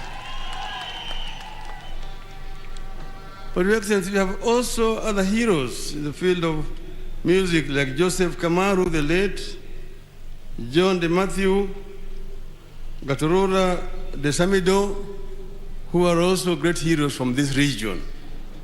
Finally, Your Excellency, my hero, the former president, your predecessor, Mwai Kibaki. Mwai Kibaki must be celebrated as a hero in this country. When I said Kibaki Tosha, they said no Luo, they said Raila is finished politically. No Luo can vote for a Kikuyu because of what happened to Tom Mboya and Jaramogi. I went and told the Luos that there has never been a war between Kikuyus and Luos. That Kikuyus and Luos have been partners in the struggle for independence of this country. That Jaramogi, who said that Kenyatta must be the leader of this country. And Kibaki was a son of Jaramogi, who took him from Makerere and brought him to Kenya and made him the chief of executive officer of KANU. Your Excellency, the Luos voted to make Kibaki 98.5%, showing that this tribalism thing is very skin thin. But then, Your Excellency, Honorable Kibaki got an accident and could not campaign. You campaigned for Mwai Kibaki. We saw him on a wheelchair in Nairobi. We came with him from Githurai, through Thika, through Kenol, through Murang'a, Kirinyaga, Kerugoya, Karatina, mpaka Udhaya. Everywhere, these people, the people were saying, Raila ni Mutongoria Jamba. So Raila Odinga is a friend of the mountain and has been able to climb the mountain. I thank you.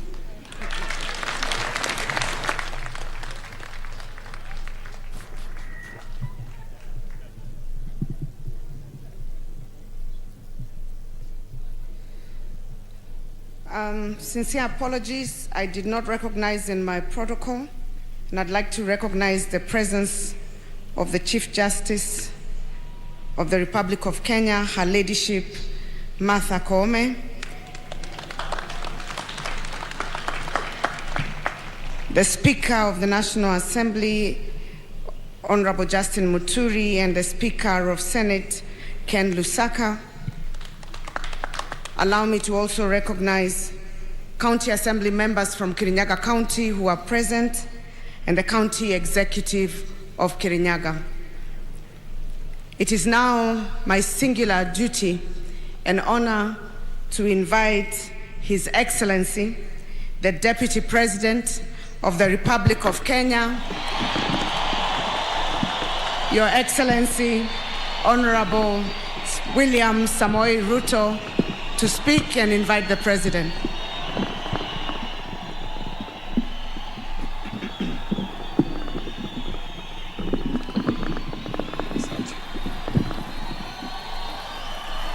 Aya, asante sana Mheshimiwa Rais wa Jamhuri yetu ya Kenya, Your Excellency Uhuru Muigai Kenyatta,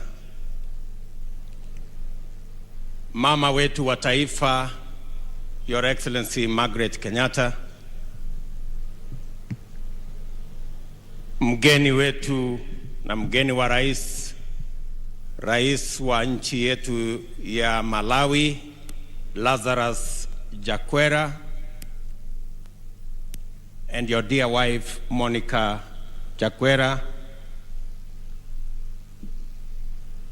Your Excellencies, High Commissioners and Ambassadors,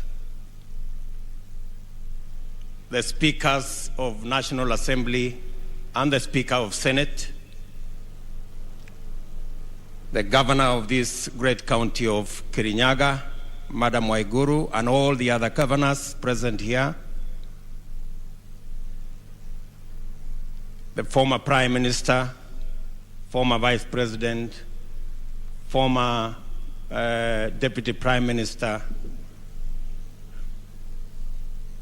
Amiri mkuu wa majeshi yetu na wale wengine wote, mawaziri walio hapa, makatibu, ndugu wananchi wa Kirinyaga, hamjambo.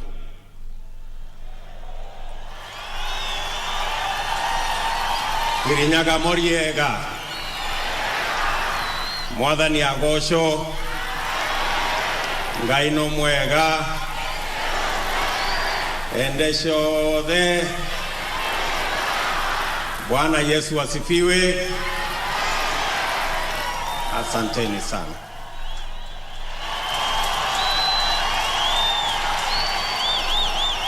Your Excellency, I want to take this very opportunity to thank you for making the decision that national celebrations will not only be held in Nairobi, but it will be held in our counties. And thank the people of Kirinyaga for this beautiful ceremony. They have hosted you in this Kirinyaga Stadium. We came here, Your Excellency, you remember, 4 years ago, and this place was very muddy. Today, we have a world-class stadium because of your commitment to the development of our country.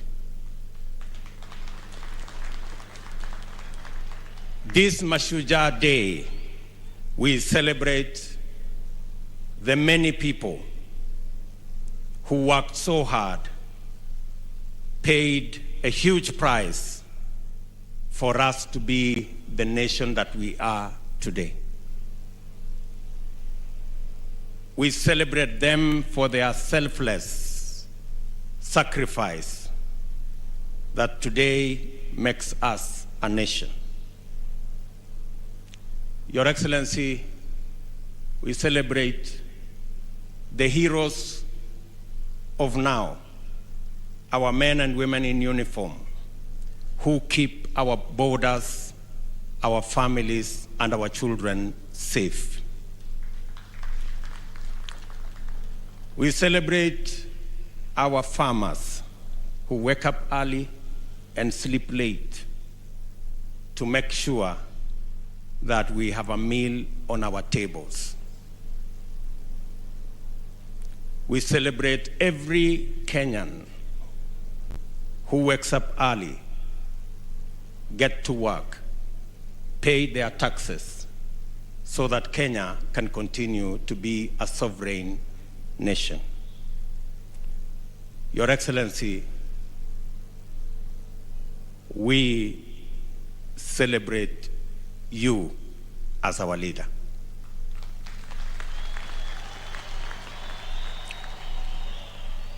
The last 9 years has seen unprecedented transformation in our country. From the SGR to the almost 11,000 kilometers of new tarmac in Kenya, to the almost 8 million people connected to electricity, to all the transformation in our education sector. Your Excellency, your place in the history of Kenya is not only secure, but it is prominent. Your legacy as a transformational leader in Kenya will set the standard for the leaders that will come after you. Your Excellency, I want to give you our assurance, myself and my competitors here, that we will build on the legacy that you have set, and we will ensure that nothing that you will leave behind is left incomplete. We will build on it and make sure that Kenya goes to the next level. Your Excellency, I assure you that as your deputy for the last 9 years, God willing, I will make sure that your legacy and the agenda you have set of the unity of this nation and the transformation of our nation under the Big Four plan, together with a bottom-up approach, will take this country to greater heights. Your Excellency, this is a very important day for us as a nation, and you have set the standard for us.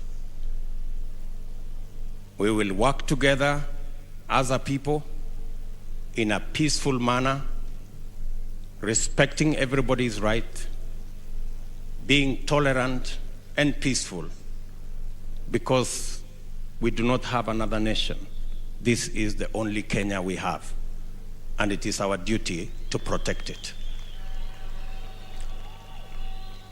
With those many remarks, Your Excellency, sir, it's now my very humble duty to request you, Mr. President, to make your remarks and lead the nation on this Mashujaa Day. Sote tusimame, tumkaribishe Rais wa Jamhuri ya Kenya aweze kutuongoza kwa ghafla hii. Mheshimiwa Rais. Asante sana. Na tuketi. Kirinyaga hamjambo. Hamjambo tena. Asanteni sana. Your Excellency, President Lazarus Chakwera, I want at the very onset to take this opportunity to thank you and the First Lady, Madam Monica Chakwera, for taking time away from your busy schedule to join us here today in Kirinyaga County to celebrate our Mashujaa Day, the day we remember and celebrate the heroes and heroines who fought for the liberation of this country, but also the heroes and heroines who in their everyday activity continue to make Kenya a great nation. So, Your Excellency, once again, thank you for accepting our invitation. And at this juncture, ningewauliza sisi wote tusimame, tumkaribishe mgeni wetu, Rais wa Jamhuri ya Malawi, aweze pia kunena nasi na kulete salamu zake kutoka wananchi wa Malawi. Welcome, Your Excellency.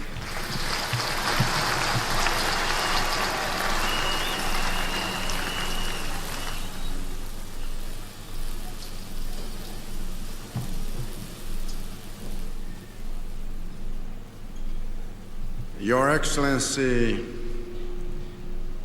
Uhuru Kenyatta, President of the Republic of Kenya, and Your Excellency Madam Margaret Kenyatta, First Lady of the Republic of Kenya,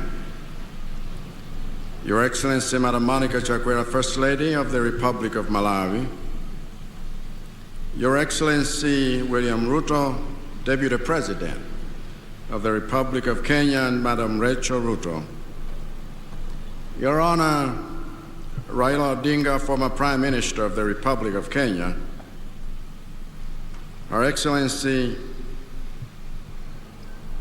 Annie Wang'uru, Governor of the Kirinyaga County,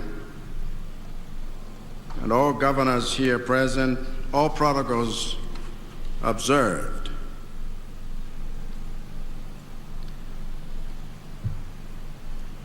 Ladies and gentlemen, Muriega andu Kirinyaga wai.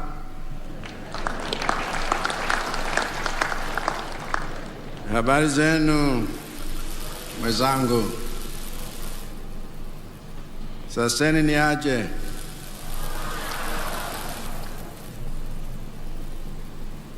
Mko poa? Malawi na Kenya ni ndugu wa miaka mingi sana. Tangia wakati wa baba zetu, wa nchi zetu, Mzee Jomo Kenyatta wa Kenya na Mzee Ngwazi Dora Kamuzubanda wa Malawi. Mheshimiwa Rais, kuja kwetu leo kutembelea Kenya ni uthibitisho wa undugu wetu na umoja wetu. Naombeni wa Kenya na wa Malawi tudumishe umoja wetu, tujenge uchumi wetu wa nchi zetu, tusaidiane kudumisha amani katika nchi zetu na Afrika. Kwa niaba ya wananchi wa Malawi na kukaribisha Malawi, Mheshimiwa Rais Uhuru Kenyatta, karibu sana. Mungu awabariki watu wa Kenya wote. Asante sana.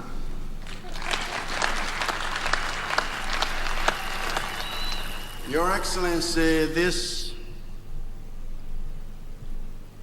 Mashujaa Day, I am honored to join you in celebrating those who fought for Kenya's freedom and continue to fight for Kenya's transformation at various levels.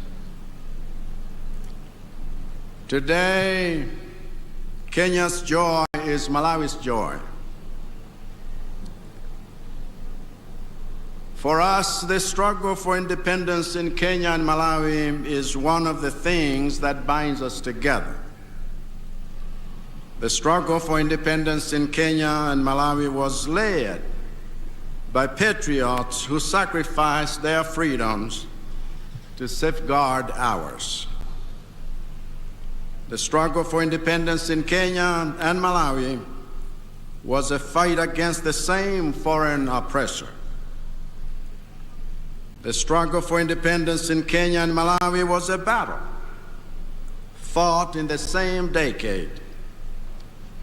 It is therefore no accident that after the founding father of Malawi became its prime minister in February of 1963, the founding father of Kenya became its prime minister less than 6 months later. It is no accident that after Kenya gained her independence in December 1963, Malawi gained her independence less than 7 months later.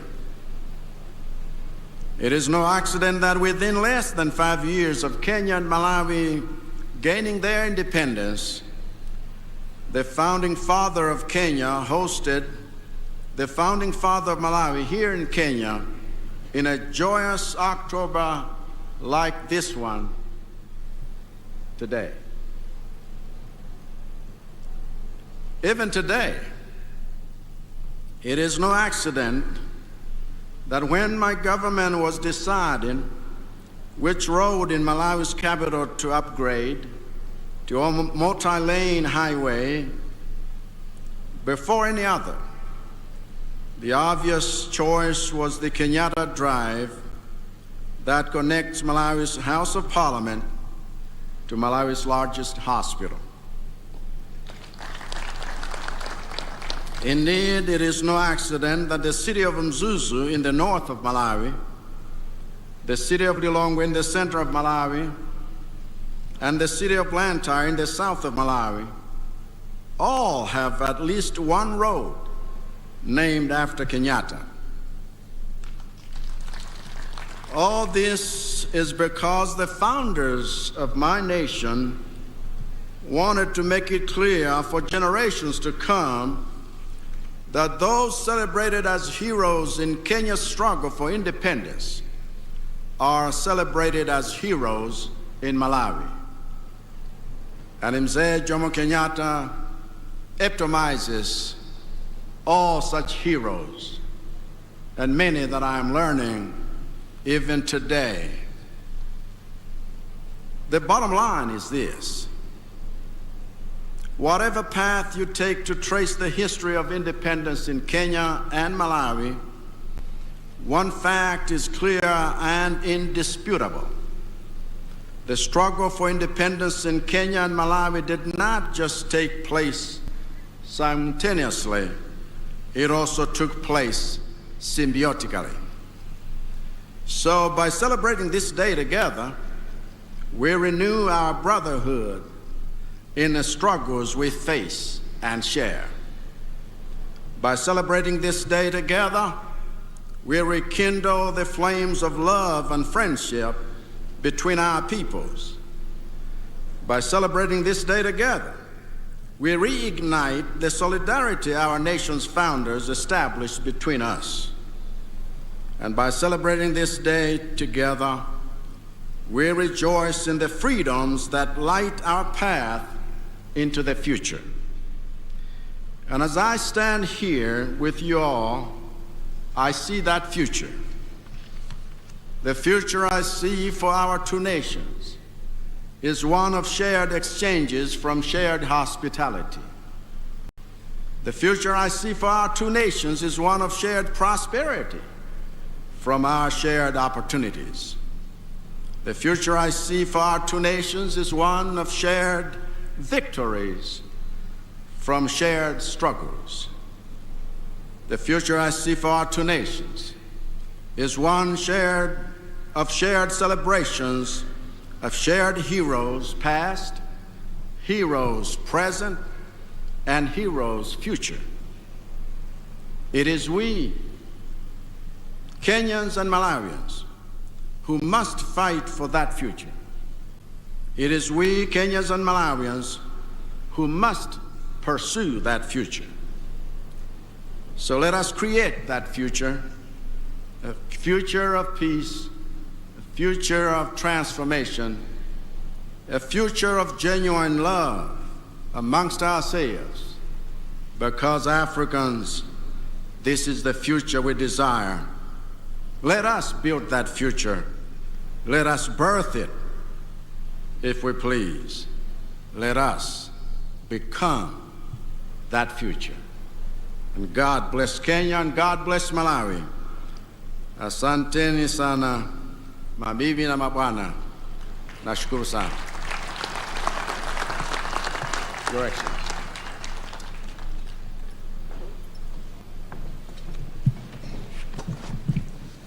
Thank you very much, Your Excellency.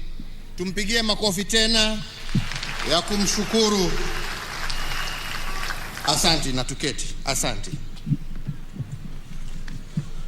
Your Excellency, President Lazarus Chakwera, President of the Republic of Malawi, Your Excellency Monica Chakwera, First Lady of the Republic of Malawi, let me once again thank you, Your Excellency, for taking time, accepting our invitation, and joining us on this Mashujaa Day.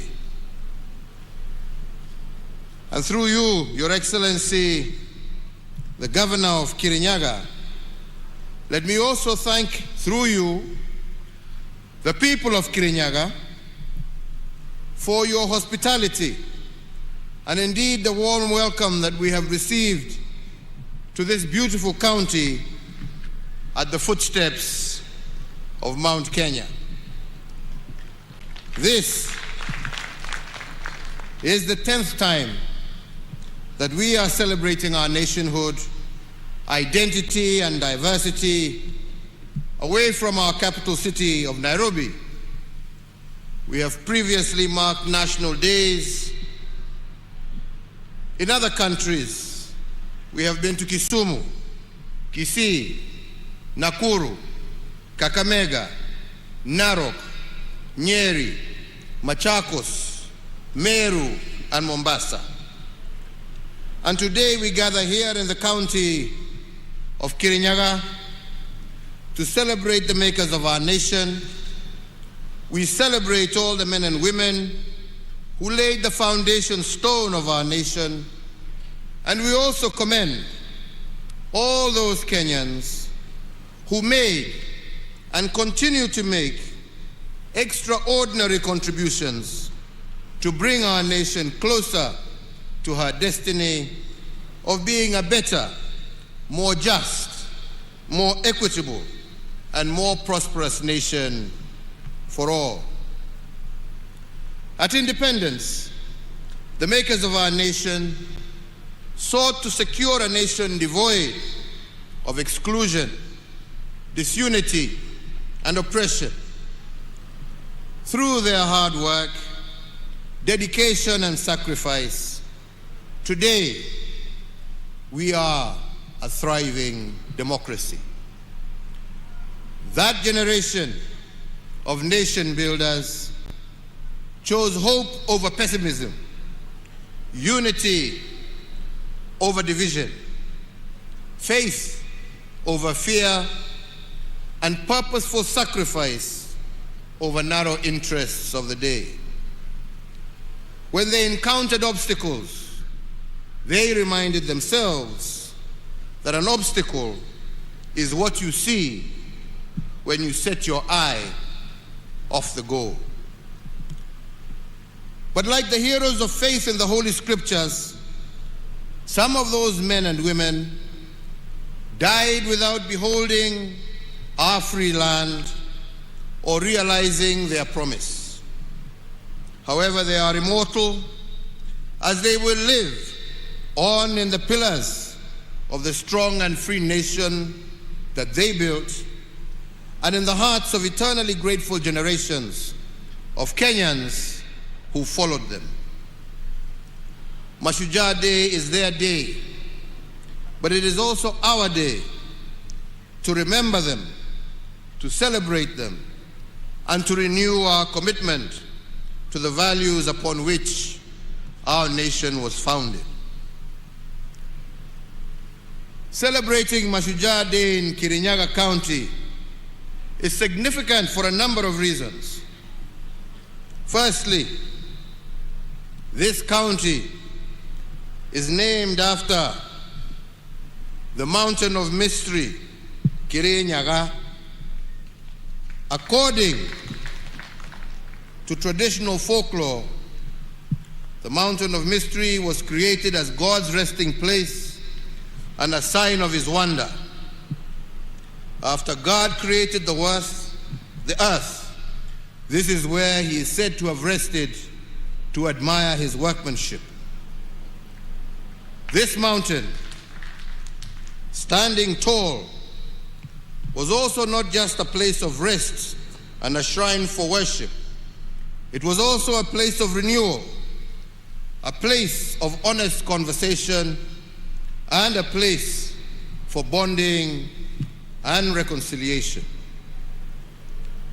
We can also note that celebrating Mashujaa Day in Kirinyaga County has a second historical significance, since this county bears the name of this great mountain, and so too our nation. According again to folklore, the naming came from one of the pioneer heroes called Chief Kivoi wa Mwendwa, born 240 years ago in 1780. One of the early colonizers who befriended Chief Kivoi was Dr. Ludwig Krapf, a German missionary from the Anglican Church Missionary Society. And on December 3rd of 1849, Chief Kivoi brought Dr. Krapf to Kirinyaga to behold this mountain of mystery. And when asked through an interpreter what the name of the mountain was, Chief Kivoi told the white fellow that the name of the mountain was Kenya. According to folklore, he pronounced it in a Kamba accent, but what the colonizer heard was Kinya. And from this conversation, the name of our nation, Kenya, was born 200 years ago. Kirinyaga County is therefore at the heart of a very rich heritage as a nation. The development of the then Kirinyaga district, created out of the western part of Embu district in 1963, has closely mirrored that of the wider country, culminating with the advent of devolution. The 20th of October is a significant date in our history because in 1952, this was the day that a state of emergency was declared on our land by the colonizers, and hundreds of our founding fathers were arrested. But when our founding fathers, led by the likes of Mzee Jomo Kenyatta, Jaramogi Oginga Odinga, Paul Ngei, Masinde Muliro, amongst others, overcame the darkness of the emergency period, a new order emerged. They had a three-point agenda that resonates to date. They declared war on ignorance, poverty, and disease. And today that war is still on. It is a war we have inherited, and a war that shall also bestow on future generations. The commitment, as declared by our forefathers, is a sacred obligation today, and it is so from one generation to the next. Mzee Jomo Kenyatta, representing the founding fathers, had this to say on the task at hand. And he said, and I quote, that our children will learn about the heroes of the past, but our task is to make ourselves the architects of the future. This is a challenge he posed not only to his generation, but to all Kenyan generations to come. Each generation must not focus only on past heroism, but it must also continuously strive to be the architects of their own brighter future. For us to become architects of the future, we must begin by protecting what was left behind to us by the heroes who liberated this country, and in particular, we were charged with a great responsibility of taking care of our territorial integrity. Since the dawn of our republic, on many occasions, we have experienced territorial aggressions to the sanctity of our borders. Some have been driven from within and others from without. But the message of our founding fathers to these aggressors was simple: not an inch less, not an inch more. And this is the message that must reverberate across the collective quarters that are bent on annexing any part of the territory known as the Republic of Kenya. The resolve of our founding fathers rings as true today as it did then. Not an inch less, not an inch more. And we as Kenyans say this because we are a nation content with our country's bounty and also content with the splendor within our borders. So, fellow Kenyans, the transformation of our security sector has without doubt been one of the most significant endeavors of my administration. We continue to add new arrows in the quiver of our national security by retooling the resources and capacity of our security agencies. This visible transformation of our security organs has been done in honor of their national duty of defending our sovereignty, maintaining our territorial integrity, securing our borders, and preserving our cherished freedoms and our way of life. As an affirmation of this, today, Kenya's police-to-population ratio is at its highest level in our history and is higher than the UN prescribed standard.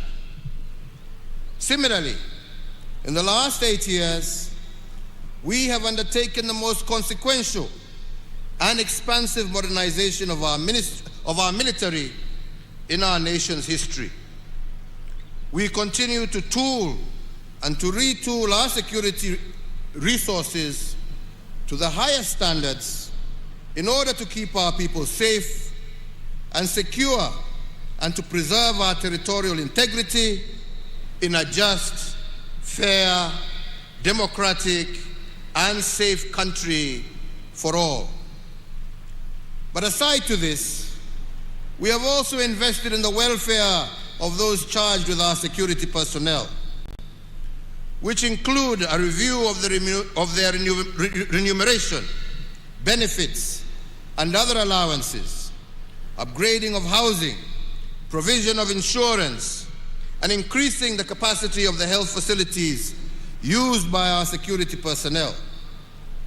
In addition to what we have already done, we are also building an additional 4 hospitals to cater for them and their dependents in recognition of the heavy toll placed on them and their families. Fellow Kenyans, ladies and gentlemen, now I must return to the subject of being architects of the future. When our founding fathers charged us with this task, They told us, what they told us is that the future is not a destination out there waiting for us. It is a destination that we create, block by block. It is like an open book that you write, page by page, moment by moment. But you do not realize it until you are met by unexpected challenges. Challenges like COVID-19. And then all of a sudden, you are placed upon the horns of a dilemma. You can either choose to see obstacles in every opportunity or opportunity in every obstacle. This, fellow Kenyans, is the foundation of any successful nation state. It is about choices. Yet, it is in moments like this that the true character of a nation and a people is revealed. I am proud to say that with the COVID-19 crisis, our state of mind as a government has been one of finding opportunities in every problem occasioned by COVID. Instead of focusing on what is, we have focused on what could be. And this optimism by government, coupled with a basket of stimulus instruments, is what has thrust our economy into rapid recovery, while the global economy, we all know, contracted by an average of 3.6% last year. We managed to grow our economy by 0.3% over the same period, and this year it is projected to grow by 6% despite the ravages of COVID. In recognition of the extraordinary and exceptional nature of the pandemic, the government, as the guarantor for enjoyment of social economic rights, issued targeted responses to the pandemic to cushion Kenyans against the effects of the pandemic. My administration made various policy interventions with a view of putting money in the pockets of Kenyans. This included various tax reliefs, an 8-point stimulus program of some Kenya shillings 56.8 billion, and Kazi Mtaani to cushion our youth from COVID-related unemployment and other vulnerabilities. Today, this economic rebound is also reflected in the strong revenue performance, as at the end of September 2021, with the ordinary revenue of our country having increased by some 26.8%. There are many indicators which demonstrate how we took advantage of the opportunities and the problems presented to us by COVID-19. And we shall be elaborating further during our scheduled State of the Nation address in Parliament. But just to name a few examples. For instance, the management of the Kenya Meat Commission was replaced during the thick fog of COVID-19. The Department of Defense took 1 year to refurbish the commission and reopened it in April of this year.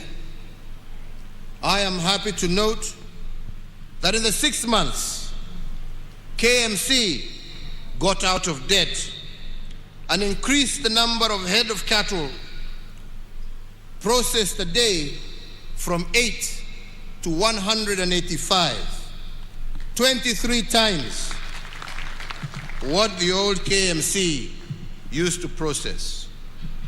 Today, KMC is paying farmers within 72 hours for livestock delivered at a rate of Kenya shillings 185 per kilo for cattle. In fact, the previous commission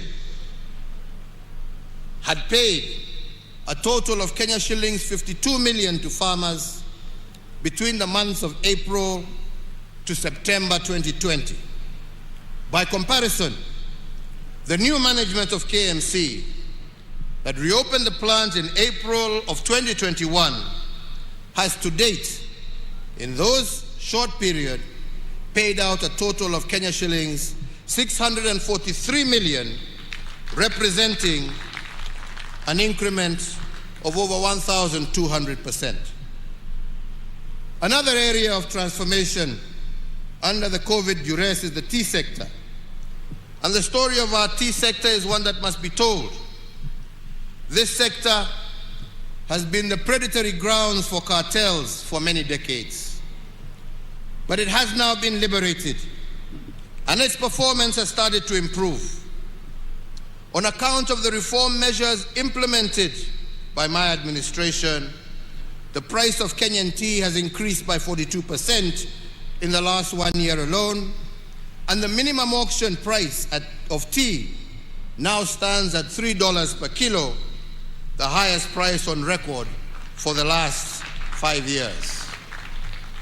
Indeed, it is expected that our tea farmers will receive a healthy bonus at the end of June 2022, signaling a return to the good old days of Chai Bora, Pesa Bora. In the coffee sector, again, I am pleased to report that the determined efforts of our government to root out corrupt cooperatives that have been predating on our coffee farmers have borne fruit. The revitalization of the new KPCU by government has brought healthy competition into the coffee milling activities. And as a result, farmers in high-yielding areas like here in Kirinyaga are now receiving upward of Kenya shillings 100 per kilogram for their coffee, up from the average Kenya shillings 25 per kilogram in 2019. Milk production is another area, and as part of our efforts to ensure a reasonable rate of return for our dairy farmers, my government introduced a pricing guideline, and this has seen farm gate prices increase from Kenya shillings 27 per litre in January of 2020 to a high of Kenya shillings 40 per litre as of September 2021. On rice, I did, when I visited Kirinyaga last, direct that the Kenya National Trading Corporation purchase all the rice, not only from Wea, but also from Kano Plains, for onward selling to our disciplined forces, prison services, as well as to our boarding schools. And I am pleased to confirm that last year, out of 6 rice cooperatives nationally, Mwea Rice Growers Cooperative sold the most bags of rice to government.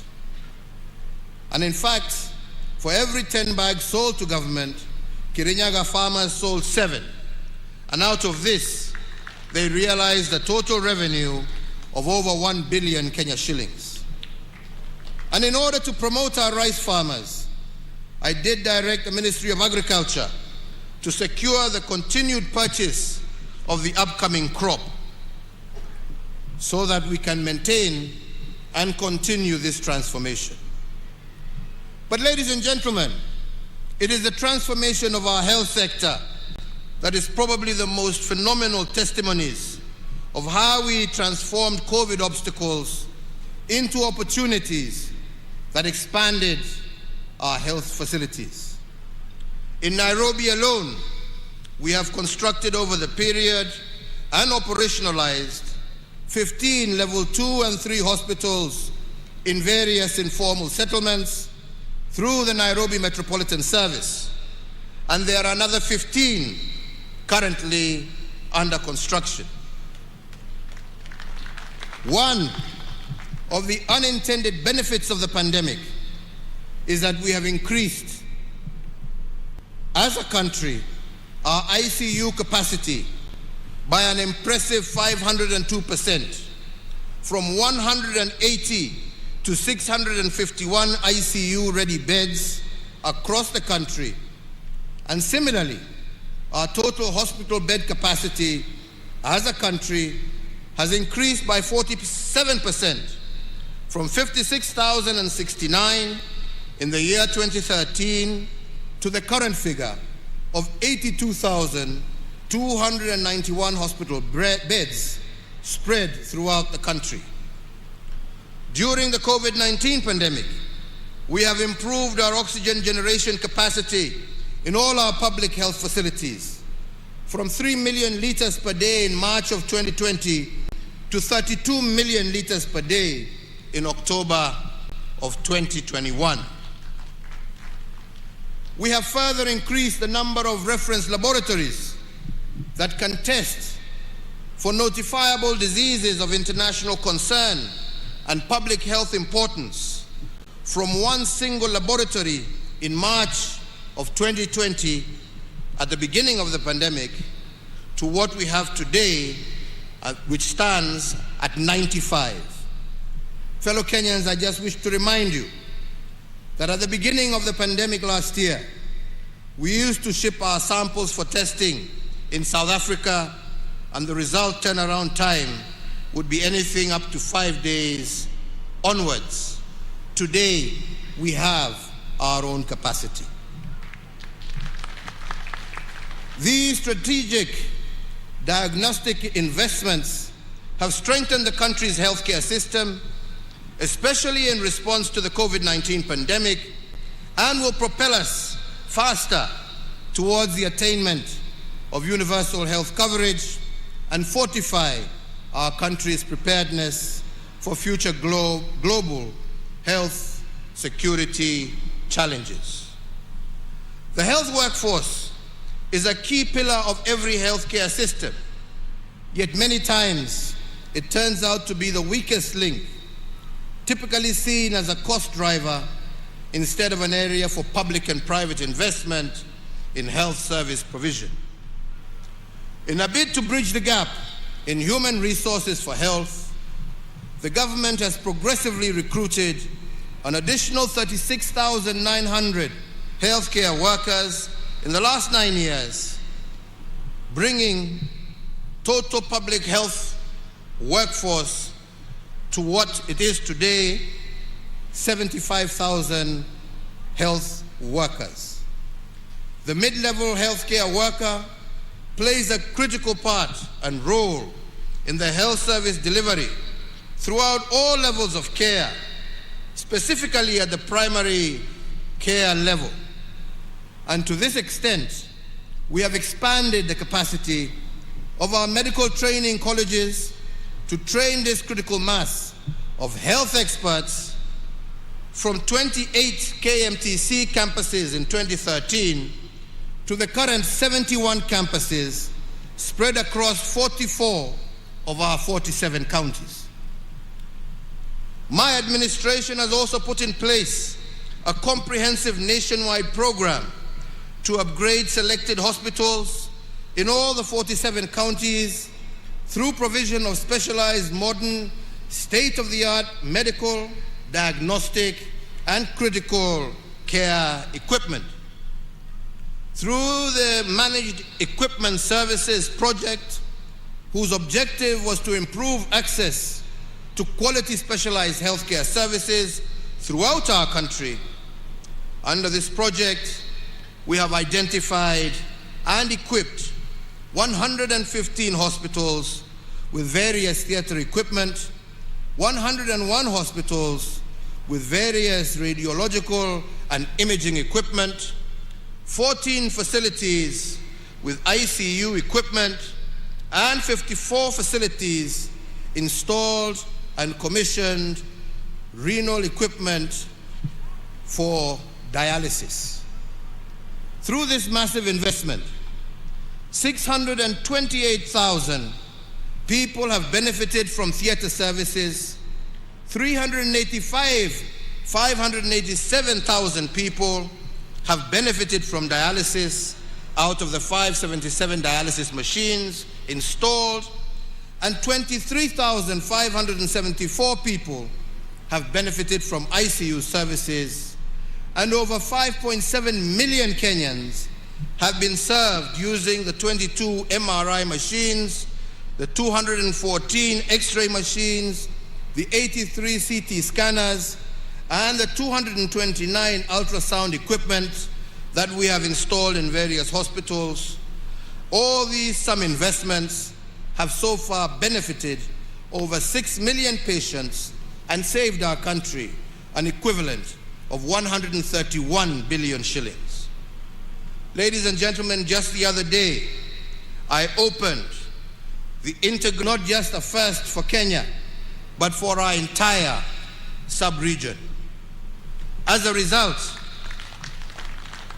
many of our citizens suffering from cancer will now have the benefit of early detection, leading to early treatment and cure, thus saving many lives.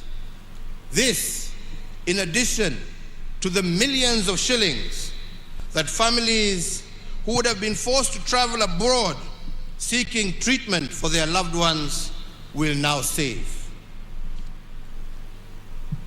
3 other areas have thrived despite the COVID dispensation. The first one is our robust infrastructure development.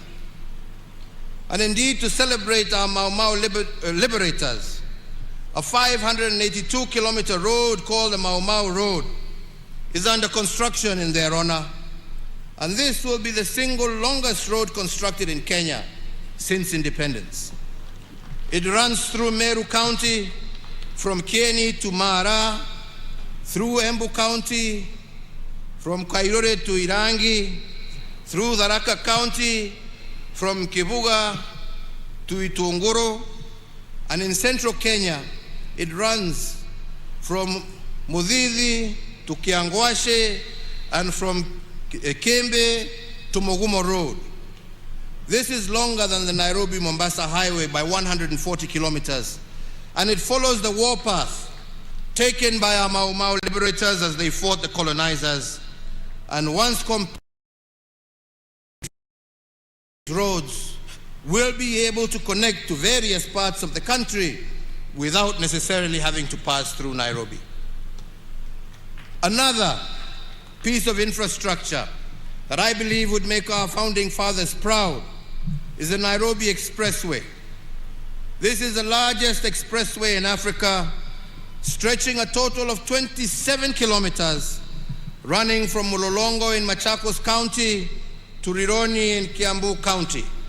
And from Rironi, plans are underway for another dual carriage that will soon be launched that shall run all the way to Mau Summit, traversing the Rift Valley.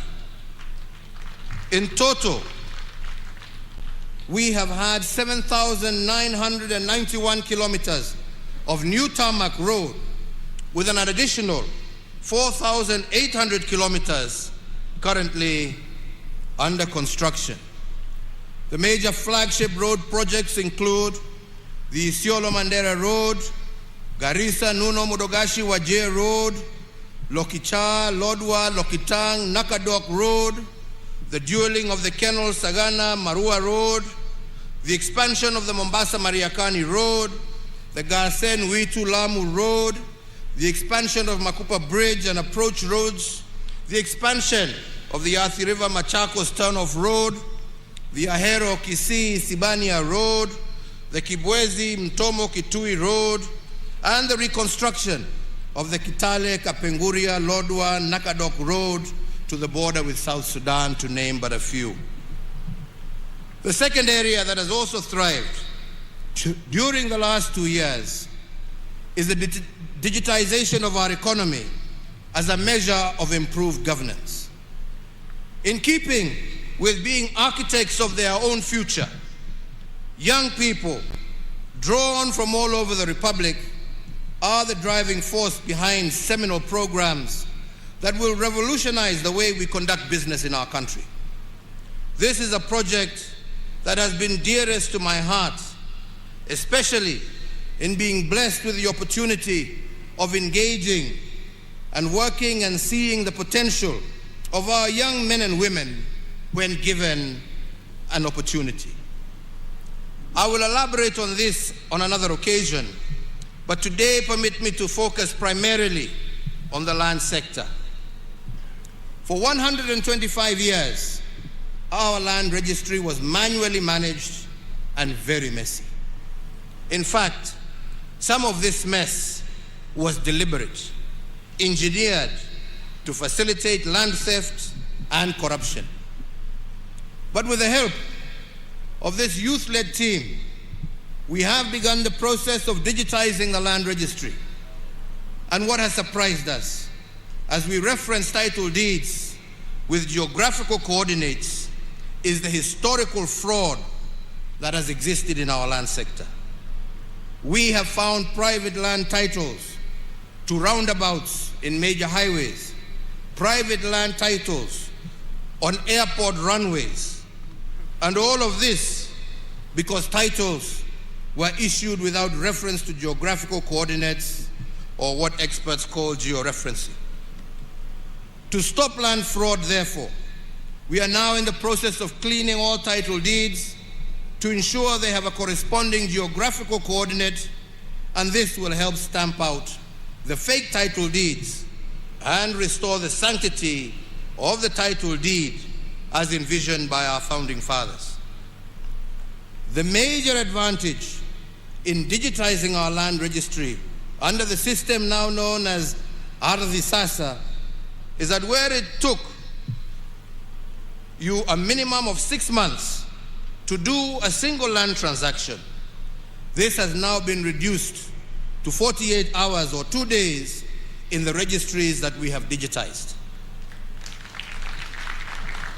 Where once it took 1 and sometimes 3 months to obtain an official land search, the Ardhi Sasa system will give you a land search result in 3 to 5 minutes. And now, with digitization, we have the platform to ensure that every inch of Kenya is mapped and all areas eligible for allocation and issuance of titles have an accurate, secure, and fraud-free system of issuance. It is my belief that after digitization, issues of land titling will be sorted out once and for all. And I say so because my administration has already issued 5.3 million titles under the manual registry in only 8 years. That is equivalent to the number of title deeds issued by the colonizers and the first 3 administrations combined in a total of 125 years. So I believe that if we have achieved 5.3 million titles in 8 years under an archaic system, how much more will we be able to achieve once the national system is completely digitized? Added to this, we have taken the independence era dream of decent, affordable shelter and used policy instruments and incentives to make it a reality. One such intervention is that anyone registered as a pensioner can withdraw up to 40% of their pension and use it to get a housing mortgage. Additionally, we have exempted first-time mortgage holders from payment on stamp duty, and in addition to a range of incentives for developers who build units under the Affordable Housing Program. Further, and on digitizing our economy, in April of 2013, during my first few months as president, I directed the National Treasury to conduct a detailed survey of all chargeable government services to ascertain how many of these services were paid through digital means. The survey found that over 1/3 of all payments to government were cash-based, presenting a high opportunity for leakage and abuse of the system. In one case, 60% of revenues were spent on making collections. By launching the e-Citizen platform in August of 2014, 350 government services have now been migrated to the e-Citizen platform. And in the 7 years since its inception, the e-Citizen has served a total of 27.2 million unique customers and collected over Kenya shillings 87.1 billion in revenues. Fellow Kenyans, our forefathers' quest for a just and fair nation for all will only be truly realized when we have every single service delivered through a transparent and accountable channel. Therefore, digitization is an important part of our endeavor to improve delivery of government services. Digitization aims to eliminate the duplication of efforts in data collection, processing, storage, and production of identification documents, which has been a feature of government operations since the dawn of our republic. Our policy interventions will also enhance the security of the current ID card through the implementation of a microchip electronic identity card that mitigates against emerging security threats such as identity theft, fraud in financial transactions, and the creation of false identities that are utilized in terrorism and other major crimes. This improved identity card will also be used as a secure travel document within the East African region. To those of you, my friends, who are used to analog systems in order to facilitate corruption, I tell you that the end is nigh, notwithstanding how many court orders you procure, hii itafika mwisho. To all Kenyans, for us to achieve most of these things under the COVID restrictions, I want to thank you. Without your civic responsibility, innovation, and resilience, none of this would have been made possible. From very early in the COVID crisis, I appeal to you to be your brother's keeper and to exercise restraint as we navigate through this unfamiliar enemy. And all of you, each and every Kenyan, made us proud by doing this. The vision of our forefathers was a nation free of ignorance. The remnants of ignorance will only be uprooted from our midst when we continuously build the capacity of our citizens to remain abreast with the demands for a rapidly changing world. It is against this backdrop that we instituted reforms in our education sector that led to the introduction of the competency-based curriculum, or CBC. As a mark of this seminal transition, we now have 2 cohorts of children in pre-primary and 5 cohorts of our children in primary school who are the pioneers of this groundbreaking curriculum. The grade 5 cohort has only 1 year to go before they join junior secondary school or grade 7. In total, we note that over 8.1 million children are now part of the program. As a caring government and one that appreciates the solemn duty of the state to prepare every child for their destiny, we will continue enriching the curriculum to ensure that our children sharpen their talent and maximize their opportunities in keeping with our vision for a holistic growth of every child in Kenya. And to ensure that we adequately prepare the country for the next phase of CBC, which is the junior high school, and to further facilitate the 100% transition from primary to secondary, I hereby order and direct as follows: that the Ministry of Education, jointly with the Ministry of Interior and the National Treasury, shall establish a framework for the construction of over 10,000 classrooms needed to provide the additional learning space for the 1 million new students set to join junior secondary.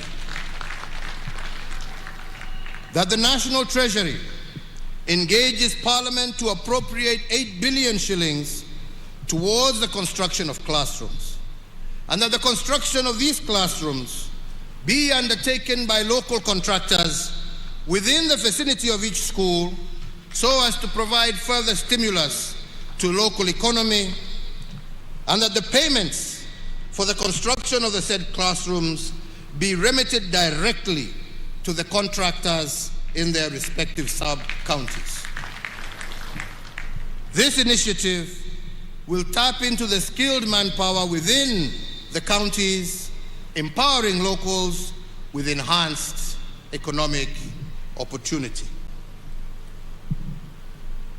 And fellow Kenyans, to address the gap of the remaining 10,000 classrooms across the country, I call upon all members of the National Assembly to stand together in solidarity with our children by prioritizing allocation of the CDF towards school infrastructure.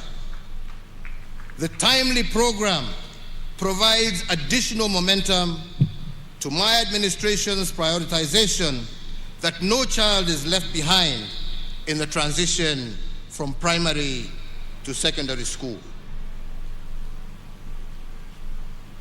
Ladies and gentlemen, as we continue to build back better, we are witnessing recovery in the economy, with its rebound being attested by all leading economic indicators. They all point to a stronger economic recovery beginning in the present year. This rebound is a result of the gradual reopening of our economy, especially the service sector, coupled with stronger global demand. This recovery is reflected, as I said earlier, in the strong revenue performance for the quarter ending September 2021, which saw our ordinary revenue increase by 25.8% and amounted to Kenya shillings 441.8 billion, amounting to a collection of Kenya shillings 17 billion above the target that had been set. The first and second stimulus packages were designed by my government to ensure that our economy would endure the shocks occasioned by the lockdown measures implemented in the early stages of the COVID-19 pandemic. With significant progress registered in the containment of COVID-19, I believe it is now time to shift our focus from survival to coexisting with the disease. And in that regard, my administration will be rolling out the third financial stimulus program designed to accelerate the pace of our economic growth and to sustain the gains that we have already made.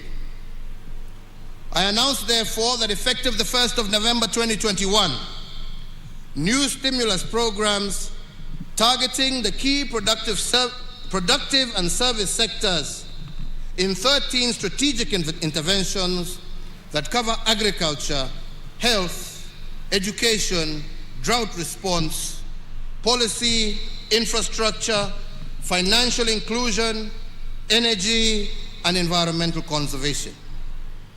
The first intervention is the tea subsector. To safeguard the gains made by the tea subsector, the National Treasury will allocate 1 billion shillings to support the fertilizer subsidy for our small-scale tea farmers. The second intervention is in the sugar subsector. To safeguard the livelihoods of farmers within our nation's sugar belt, I direct the National Treasury to allocate an additional 1.5 billion shillings in aid of the sugar sector that will be appropriated towards factory maintenance and payment of farmer arrears. The third intervention is the coffee subsector.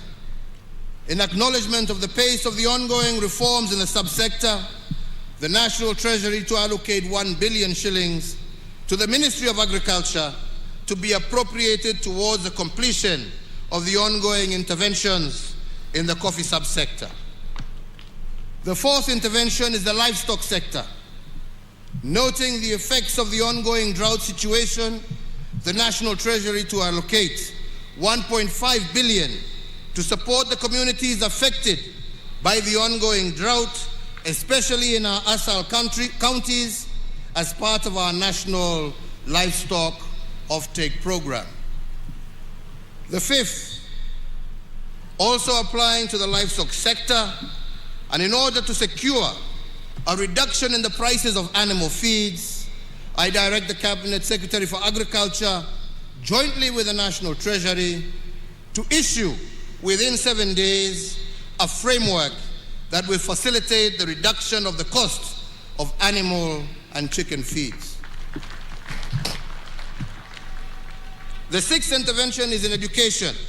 As I have said earlier, and noting the success of our administration's policy on 100% transition from primary to secondary education, Kenya shillings 8 billion to the Ministry of Education for the CBC Infrastructure Expansion Program. The seventh intervention is in health, and to ensure access to medical coverage across our nation, and as part of our Universal Health Coverage Program, the Ministry of Health will move with speed to establish an additional 50 new Level 3 hospitals to be situated in non-covered areas and densely populated areas across our nation. And I further direct the National Treasury to allocate a sum of 3.2 billion shillings for the immediate construction of these medical facilities, again using local contractors so that the effect is also felt on the ground uko mashinani. Is the National Sanitation Program. We started this program to harness the energy of our young people and to give them a buffer against COVID-related unemployment. Noting the success of Kazi Mtaani program and its effect in enhancing opportunities for youth across the country, we direct the National Treasury to allocate Kenya shillings 10 billion for the third phase of Kazi Mtaani to be rolled out in all counties, with priority being given to densely populated areas. The above measures should inject an additional 25 billion shillings into our economy. These new initiatives complement ongoing state interventions that are expected to sustain the momentum of recovery within the year's growth rate projected to be at 6%. The ninth intervention is on energy and petroleum. Being fully aware of the positive strides being made in our economic recovery, the gain stands the risk of being eroded by high energy prices. And to address the plight of our people, I do direct that the Ministry of Petroleum and Mining, jointly with the National Treasury, to develop by the 24th of December a framework for stabilization of petroleum prices so as to cushion Kenyans against the turbulence caused by the current volatility in fuel prices, and that B, the Ministry of Energy shall secure the full implementation of the report of the Presidential Task Force on review of power purchase agreements that establishes a pathway for the reduction of electricity prices by 30% by or before the 24th of December this year. I look forward to Kenyans being relieved of the burden of high tariffs by Christmas Day. The 10th intervention is in the banking sector. The transformation of our economy and the emergence of our nation as a financial hub is as a result of the efficiency secured by technology. The gains we have made in digitization of our financial processes and transactions have made it possible for us to better track and trace illicit flows of money. In view of these, we remain committed to the anti-money laundering and the combating of financing of terrorism CFT frameworks stipulated by the Proceeds of Crime and Anti-Money Laundering Act, POCALMA. These include the requirement for financial institutions to report cash transactions above US $10,000. However, it should also be recognized that the implementation of the framework by banks has been onerous for micro, small, and medium enterprises, and cash still remains an important payment channel for MSMEs, representing 80% of all their financial transactions. Therefore, accordingly, the implementation of the cash transaction requirement by banks has not been facilitative of the operations of MSMEs, and to some extent has inhibited their growth. And in this regard, I further order the National Treasury, after consultation with other stakeholders, to immediately cause the upward revision of the cash transaction reporting threshold from the current mark of 1 million shillings, applicable to both withdrawals and deposits by customers. The financial institutions, however, will retain their reporting obligations to the Financial Reporting Center. The 11th intervention is to access to credit. Over the last decade, we have developed a robust credit information sharing mechanism for the banking sector, which enables Kenyans develop a credit history to enable them access to cheaper credit. This is an important pillar for pricing of loans.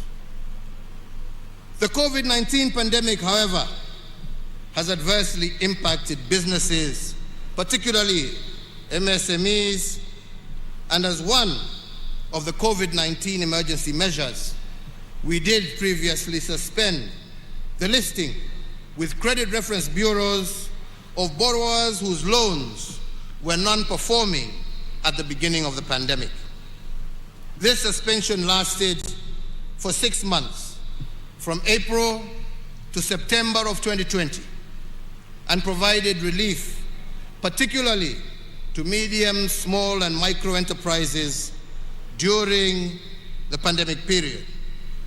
However, some of the MSMEs continue to struggle to get back to a sound footing following the adverse effects of the pandemic.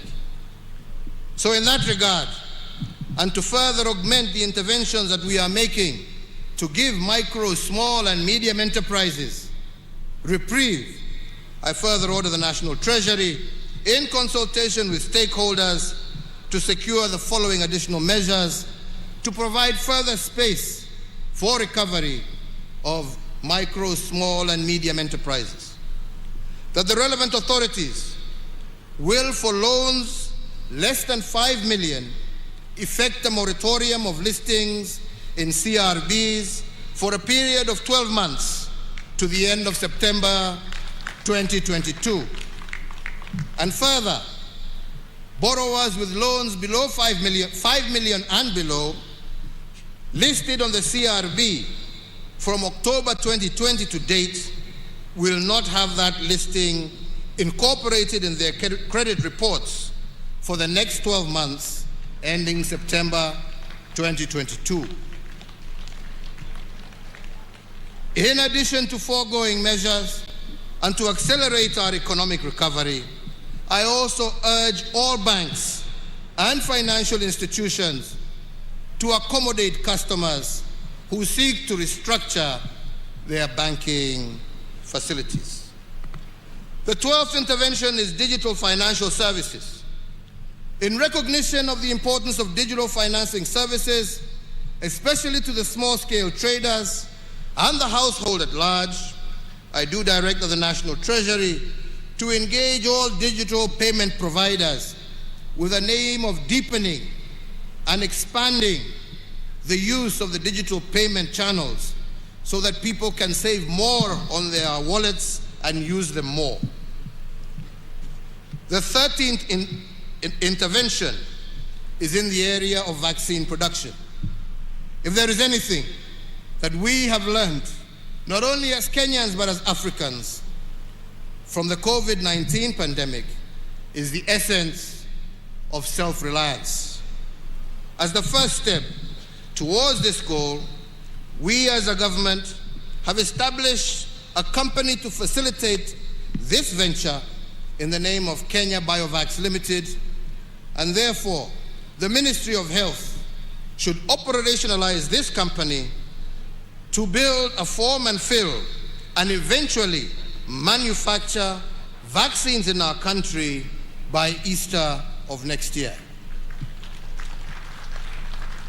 Fellow Kenyans, on the 29th of June 2021, during my 16th address on the COVID-19 pandemic, I pledged to the nation that by Christmas this year, we would have vaccinated over 10 million adults.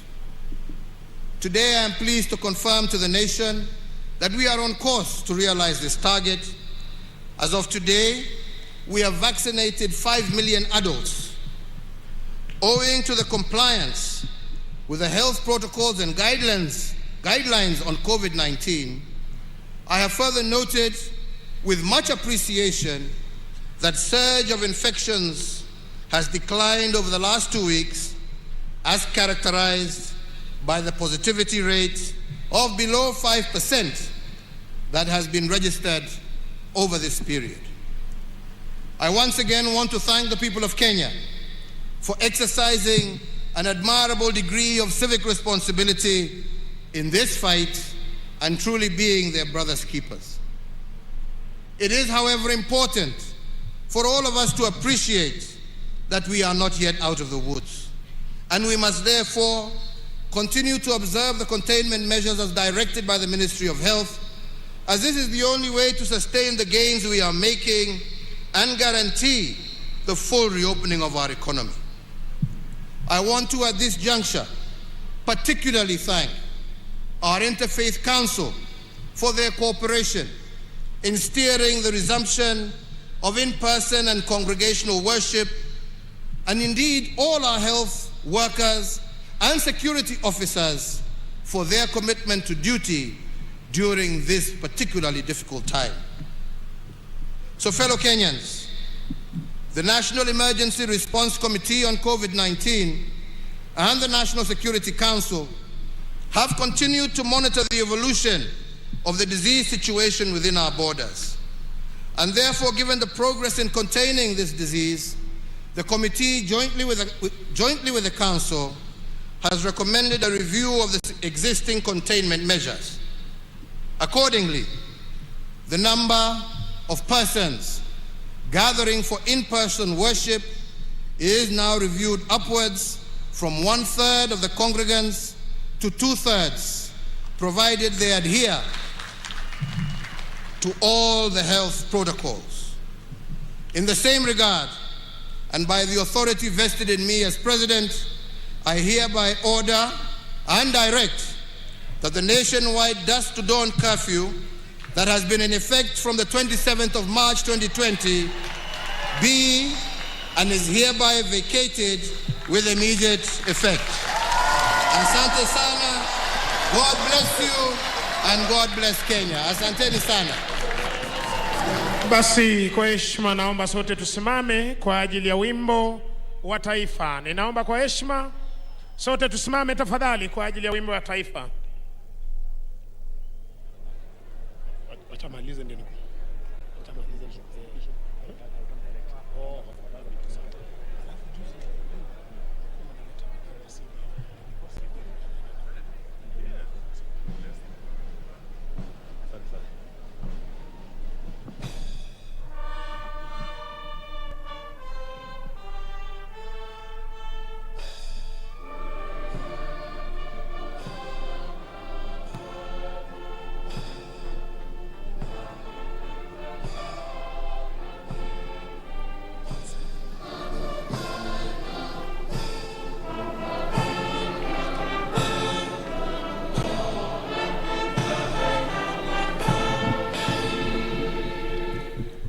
Asanteni sana.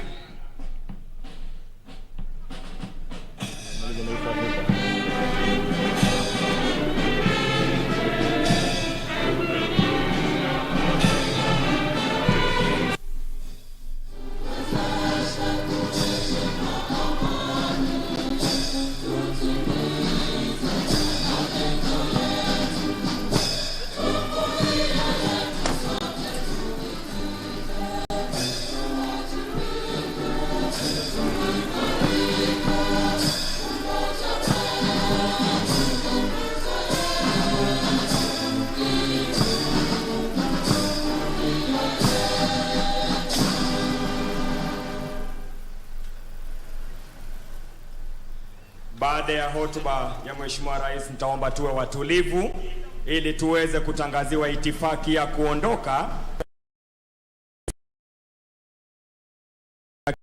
Kenya, na Mheshimiwa Bi Margaret Kenyatta wataondoka kwanza, na wale wengine tuwe watulivu ili tuweze kuongozwa katika itifaki. Tumhe nafasi Mheshimiwa Rais anapoondoka. Wale wengine wote tutatulia hadi tupewe itifaki ya kuondoka, the exit protocol. Anaondoka sasa Mheshimiwa Uhuru Kenyatta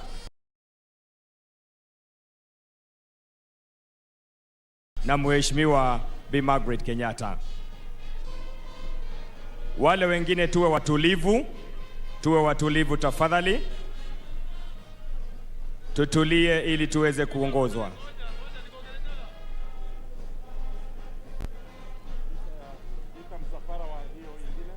Atakayefuata ni Mheshimiwa Daktari Lazarus Chakwera, Rais wa Jamhuri ya Malawi, na Bi Monica Chakwera. Tuwape nafasi hiyo ili waondoke kwa hiyo itifaki. Baada ya Mheshimiwa Uhuru Kenyatta kuondoka, utafuata msafara wa mgeni wetu Mheshimiwa Daktari Lazarus Chakwera na Mheshimiwa Bi Monica Chakwera. Kilele cha maadhimisho ya Mashujaa, Rais Uhuru Kenyatta akitoa curfew ambayo imewekwa na serikali kutoka wakati ambapo corona ilipoanza, na hivi sasa ni rasmi kwamba hamna curfew tena. Hii ni mojawapo ya ambayo Rais Uhuru Kenyatta ametangaza kama njia za kurudisha Kenya katika hali bora ya kiuchumi. Victor, all of this has been quite an interesting day. Absolutely, and I think that's what many Kenyans were waiting for. President Uhuru Kenyatta says that by powers vested on him as the President of the Republic of Kenya, that the curfew that has been in place since last year has now been lifted, and every Kenyan